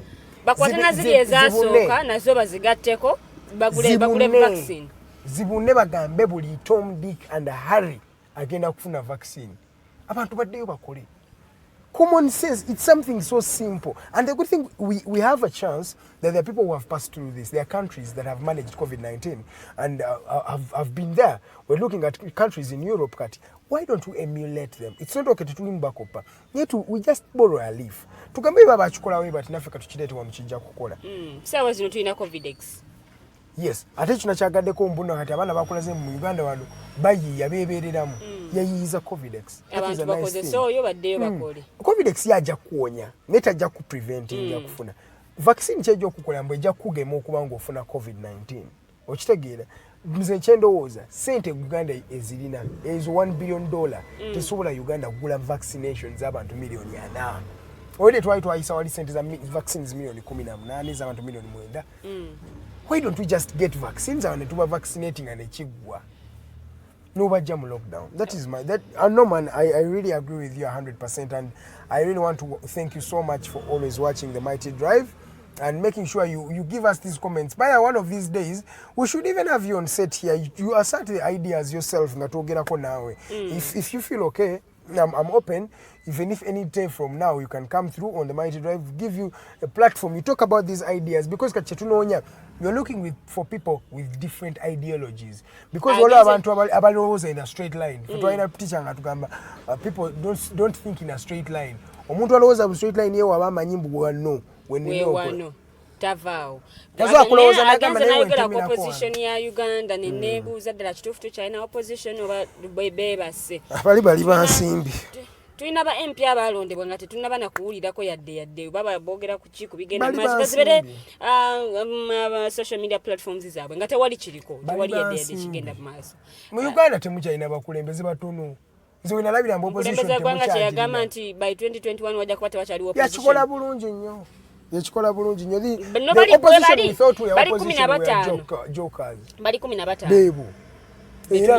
Tetubuli bamanya eggwanga zekyemanyi babiri Ibrahim Semujunganda ne Alan Sewanyana katunoonye 10 meka 13 Zake yagamba kwala ate Zake nzikiriza no mazima Zake ku bintu byayise abakulembeze kino kituwa ekyokuyiga ku bakulembeze betulonda most of the times nga tugenda okusuula akaluluka nga tugenda bakuyita kusula kalulu okulonda okay nga tugenda okulonda kituwa ekyokuyiga ffe nga ffe bannayuganda tusooke tujewo this excitement nti omuntu azze yaliko oba yakola kino yakola kiri but tutunulire abantu abagenda otukolera nga tulonda abantu bano because abantu betwalonda because bobanga ngamba nti opposition balonda mukyala Rebecca alitwala kadaga nga bamutwala okubanga aliko opposition kino kyewuunyisa abantu bwabakulinze abali mu kkula olunaku olwaleero balekerawo okusaba nnyo ssente mu bantu bakulembeze erudda sijja balenya abantu bano be balonda kati sawa zino bali luddawo tebalina we bali bakuwadde ezizo yakuwa olukumi nze akwawulira wali wakuwera olukumi gwakuggwamu tokyalina kyomubanja guge mazima tokyalina kyomubanja kati yakuwa olukumi lwavaamu n'abatalya ssente bonna baluguddemu abatalya nabo bebanje mukwano okunoonya nze nali ntambuliddeko tekali munnyo kolaki just okerwakwa kali passionate naye ng'akalulu akasinga mu Uganda wano woba tolina ssente towangula akalulu mu ggwanga lino kati kyetulina okusooka kujja nze kyensaba kwata abakulembeze bonna basala emisaala baze ku miliyoni ejeegi ezo miliyoni nayo mutano zibabawa zaaki ez'emmotoka mpozi zaali meka jako ebyo bijjeewo oba oyaga kufuna omukulembeze ate basibawa ne bagula emmotoka ezitatuuka na ssente kyendimu okugamba kati kyolina okukola bajjeeko ebyo byonna nze banaye nsimanyi naye nze bwensuggestinga mubanze ku basic pay that a basic leader has to get because leaders are baba wenga akakadde kamu n'ekitumu kubanga omukulembeze w'eggwanga wabanga afuna busatu baba obukaddeyo bwe yahanga president wafuna obusatu afuna busatu bano basiko bafuna 20 obu tebabawana mafuta anti kati omukozi tosobola kwenkana mukama kati bo babaweka mu kitundu oli afuna obusatu awo tulifunira abaliida abaddala wemba mwagala bakulembeze tujja okumanya nti kati tulina abakulembeze abaddala mu ggwanga Uganda naye nga mukyali wano mamba miliyoni 4 kyenyamiza nnyo abakulembeze abali ku ludda oluvuganya gavumenti okuba nti ensonga nga zino tebavaayo kuzoogerako naye ng'ate bannayuganda bakyagenda mu maaso n'okukaaba bagamba nti tulina opposition mu ggwanga naye the opposition eringanga opposition teriiwo kumanya okuva ebalaga mbuno mazima nemuwa kubwa deputy deputy ye bamuyiira omubiri naye n'oli yennyini ne bamuyiira omwamwe muleeso wamwe banaye amazima kino kinabagambye Lilian omaze okufuna ssente n'oyerabira omuntu gwe wabeera naye mu nnaku kati ye minisita of East Africa ensonga za East Africa naye ebyo bigenda maaso mu ggwanga ye Uganda yaffe naye tetulina givaamu zisigala ly'eggwanga lyaffe ate kati ffe bannamawulire ate kati batu-empowering right now we are called the fourth state by the way batamanyi lino eggwanga lyali badde mu blindness oba abannamawulire tebaliwo era ennaku zino omulimu gwe tukola gw'amaanyi nnyo kyobula kati ennaku zino batukkiriza n'oteekamu ideas edda twawanga amawulire just nga tubawa kati tubawa ne idea opinions zaffe because tusinga bangi abali eyo mukuluma nagenze nayogera na oh my god kansubire tekagenda kuvaawo agenze nagamba nti bannayuganda tukoze mulimu kyokulaba nga tudimandinga ebirina okubeera ebyaffe nene ndabanga bannayuganda abamu ebintu ebimu babivaako abamu batyana okwogera abantu abamu batyokwogera sikugamba nti tebagala kwogera but abantu abasinga batyokwogera agamba nze bwe nayogera nyina obwogerero nankuuma kubanga ojja kwogera Edgar ojja kwogerera wano anankolereza kati Edgar nze nja kwogerera wano wemala okwogera nga kamera zonna zindabye nzirayo mu kazigo kange mu empola gyempoyera eyo we bansalako mbeerayo bamulirwana be bayamba oba ne boogera ne bagamba nti mulirwana nga labe munamajazi akusazeeko nga alina kyayogera anti ajja kwogera naye ajja kubika feesi ajja kugamba mubike feesi yange mulageeko waakiri amatu ne bwe mulagako okutuku mukimala okiwulidde naye nga bannayuganda oluusi tebakyakwogera naye the cost of speaking is too high the cost of speaking is too high yali mugenyi kigwe twakyaza mwami Bob Kirenga yali wano mu studios zaffe n'agamba nti okwogera osobola okwogera naye ekiddako ng'omaze okwogera yensonga enkulu kyobola tebasobola kwogera ekyo noma yazeemu nakuba hello sorry Edgar, I had to come back yes, just and substantiate something. manyi baddeera nga mbalaba wano nga gwe Lilian mwogera ku motoka z'abantu ba Mutombaaya ababalya ng'ebikufu.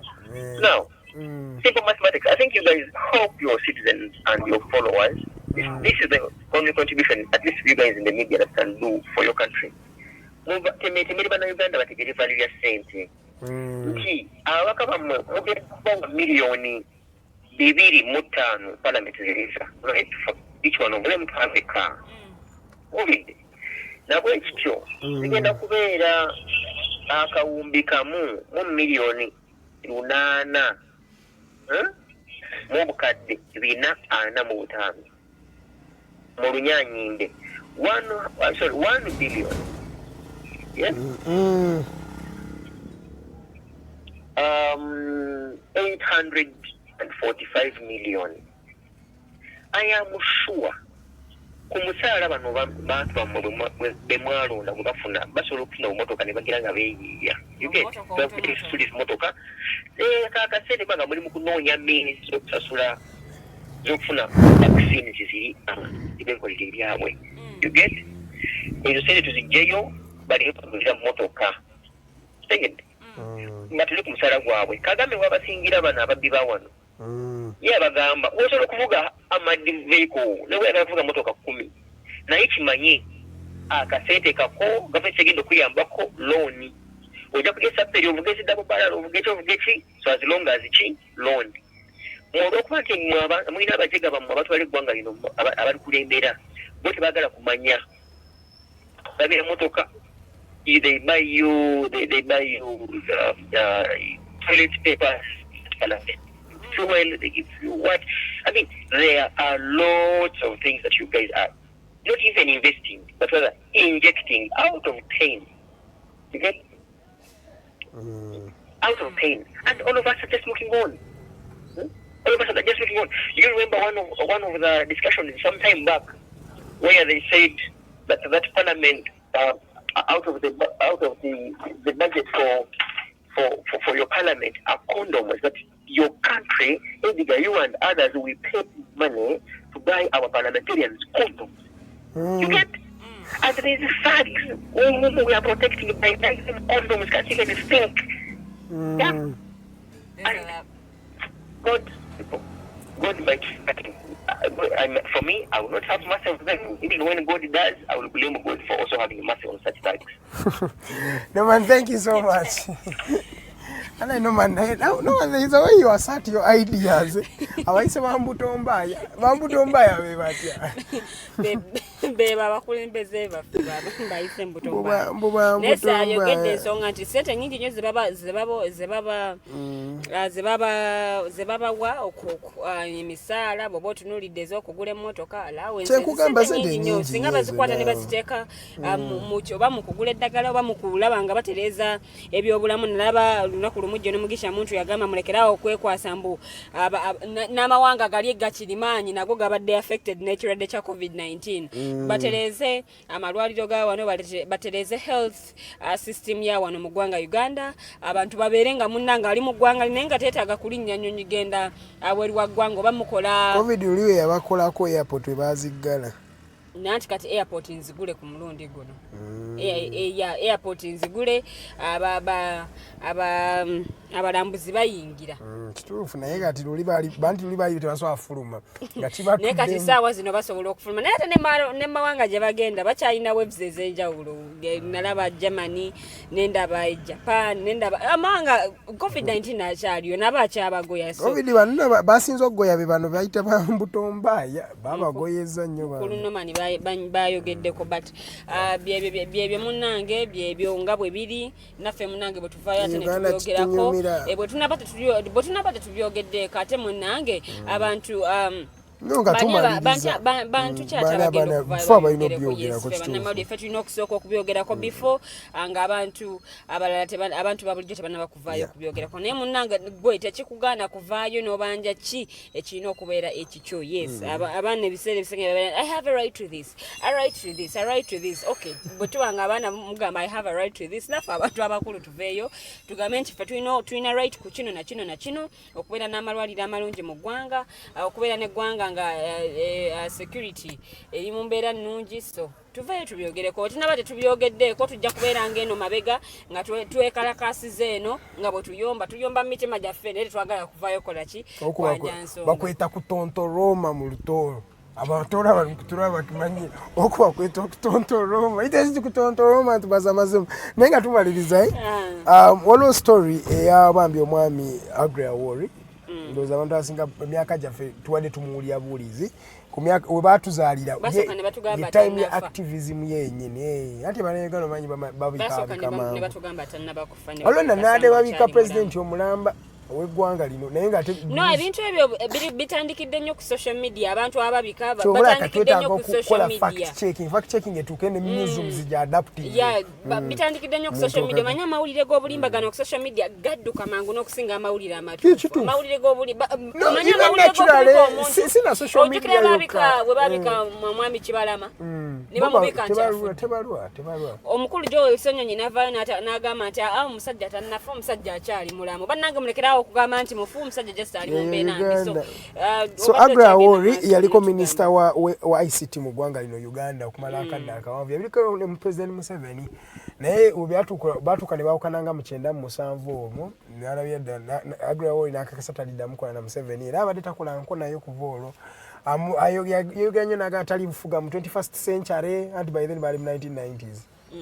mbo ideas ze zaali backward naye bambi akulaze nti afuze atagifugidde ddala century agifugidde ddala ekyo Agria Wori noza ye gyali naye nga bana abantu abatandika ne Museveni ekintu naye kati baatuka ne baawukanamu naye nga bintu bingi bye tumuyigako yali musajja mwogezi nnyo ate yali musajja ali land manyi munsi muno twetaaga okubanga when you speak you are speaking from a land point of view so bambi Agria Wori ndoza mumulaba ku screen yamaawo ali mu scrollinga producer mutaddeyo bambi oyo Agria Wori musajja abadde mwogezi nnyo naye unfortunately he passed on and I think he has succumbed to COVID-19 bambi but let's pray for his family, let's continue to keep them in prayers and we shall always remember Agria Wori for the words you've spoken. And the good thing, he has even written books. Omanyi, for human beings, when you are a writer and artist, you don't die. You remain on. That's why up to right now, radio fete tumulaba mbu yafa no. Yensonga lwaki Professor George Wilson Kanyehamba ku kulaunchinga akatabo ke yagamba nze sijja kwogera bingi wabula obutabo bw'empandiisi. Bwogera buli kimu bwogera kino na kiri so. I like people like that. They inspire me to move forward. Nti balaga mbuno they've contributed something to humanity. Wanafa bali mujjukira keeki aina kyalese aina legacy gyalese naye oli ayagala afe bagambe kigundi wali muli wangu tuve mu bino ebintu by'okugamba mbuno tugenda kukola biki let us sit down and serve others because that is how don't people emulate how Jesus lived. That is how Jesus lived. Omanyi wona kwaffe tuli balokole omanyi we are Christ like people transforming societies leka tubeere abantu nga tukyusa abantu obulamu bwabwe omuntu atuko okufanga agamba bannaye because of this person chino na chino chali George Wilson kati amanyaba how many people are gaining from his knowledge anina abantu ndo George Wilson Kanyehamba yes students abalo bonna abasoma amateeka yes agenda kutukanga ideas zirhyming in the heads of others, the heads of young people. It is his knowledge that we shall use to make our society better. But ekisingo kuneewunyisa oluusi ku bantu nga bano at times they are not appreciated nga bakyali they are not, of course. Kyekizibu kye tulina most of these people are not appreciated heroes are never appreciated. Ebiseera ebisinga baba appreciating nga bamaze okuvaawo yes but that is bagamba yakola kino yakola kiri naye nga bw'abadde akyali mulamu ate nekyewunyisa ne waba afudde ne waba oli talina kye yakola bamanyi n'okumuwaana nga talina nakyeyogera gundi leta nawe funke bali bamwita George William Kakoma yawandika national anthem omwana atuwadde yakulembera Uganda okulwanira independence yatandika the first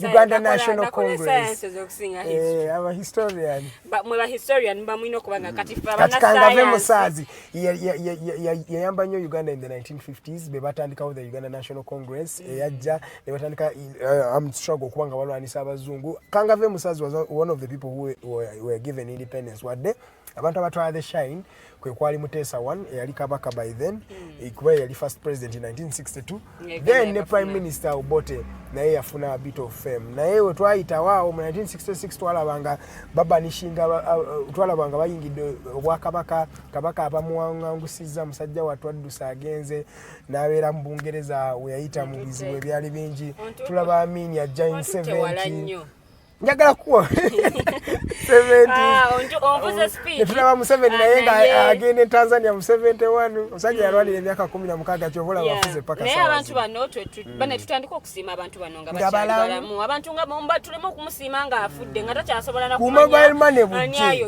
olaba endiga nga kuweereza bulungi leka ka mobile money kajje mobile money kajje kakole ka message kakole tulyo ng'omukyala bwe yagambe prime minister eka message katulungi abantu basiimibwe nga bakyali balamu leka kulindanga omuntu amala okufa olyoka otandika okujoyogera bingi nnyo otandike mukale bambi yakola bwati ne bwati nenga bwabadde omulamu tolina kyamaanyi nnyo kyokoze tolina kyamaanyi nnyo kyewali toddanga nayo kusiima bwabanga wayita mu mikono gye bwabanga oba yakuyamba toddangayo kusiima gamba nti bannange gundi ne gundi weebale naye akaakatono bambi koosobodde munnange bw'obanga osiima omuntu oyo akoledde obulungi oba akubeereddewo musiime ng'akyali mulamu oba olina katono okiwulidde kubanga omuganda agamba nti oyo nditwala bingi teyatuukaka so tusiima abantu bano nga bakyali balamu bwe baba nga ebbanga lye bakoledde eggwanga basiimibwe munnange nga bakyali balamu tuleme okulinda nga bamaze okuva mu bulamu bw'ensi mujje nga mubatendereza n'ebigambo ebingi nnyo oba mubulize n'ebimuli bingi nnyo mulage nti munnange musiimye abantu bano tetugenda kuba nga tusukkawo kyekyo tetugenda kusukkawo siibula abatulabye olunaku olwaleero enkya in-house Thursday so mubeereko nnyo omukyala Teddy Tenje agenda kuba tuwa fashion tips luli yayogera ku kale ya black nayogera ku baami abatambala saawa na musipi omusipi nagwambala esaawa eriwa esawa omanyi tukyusa mpola mpola tujja mumbalabula tujja kutuukayoolunaku agenda kuba ayogera ku ki luli yayogera ku abambala office weya ku lunaku olwokutaano n'oyambala jini ku lunaku olwokubiri kwegamba nga tebikwatagana naye ate kyawandiikibwa lumunja kuchalengingako omukyalo oyo ki ekyagamba mbabyambala ku lwakutaano tugenda mu weekend kubanga it's a weekend nze wemba njagala kugunga ngenda mu weekend nkube ejjento yange guba musango njagala asooka mbuli ekyawandiikibwa kyekiringa ogenda okuvuga ng'oyambadde gomesi wano katusiibule olwaleero abaana tugendangayo katusiibule amanya nze Omumbejja Luwedde Lilian mbadde ne munnange Edgar Mathew Karuhanga olunaku olwaleero lunenkya in-house Thursday mukyala Teddy Tenje wali agenda tuwa fashion tips awamu ne mwami Rogers tuli ahawe nga atuwa ensonga atubuulira ku nsonga za climate yes atubuulira climate ekyusa etya tetukyamanyi kyeya kyekiriwa tetukyamanyi season yankuba yeriruddawo asome bulindiro olunaku olwenkya producer abadde mukyala Nabukera Teddy Tenje ate nga abadde ku camera ye mwami Rogers tuli ahawe abadde mu nkato z'okuba tutuuse bwe tukoledde olunaku olwaleero ye mwami Kato tumusiime so kambagaliza olunaku olungi tusinkane olunaku olw'enkyera mu Mighty Drive mubeere bulungi mweraba.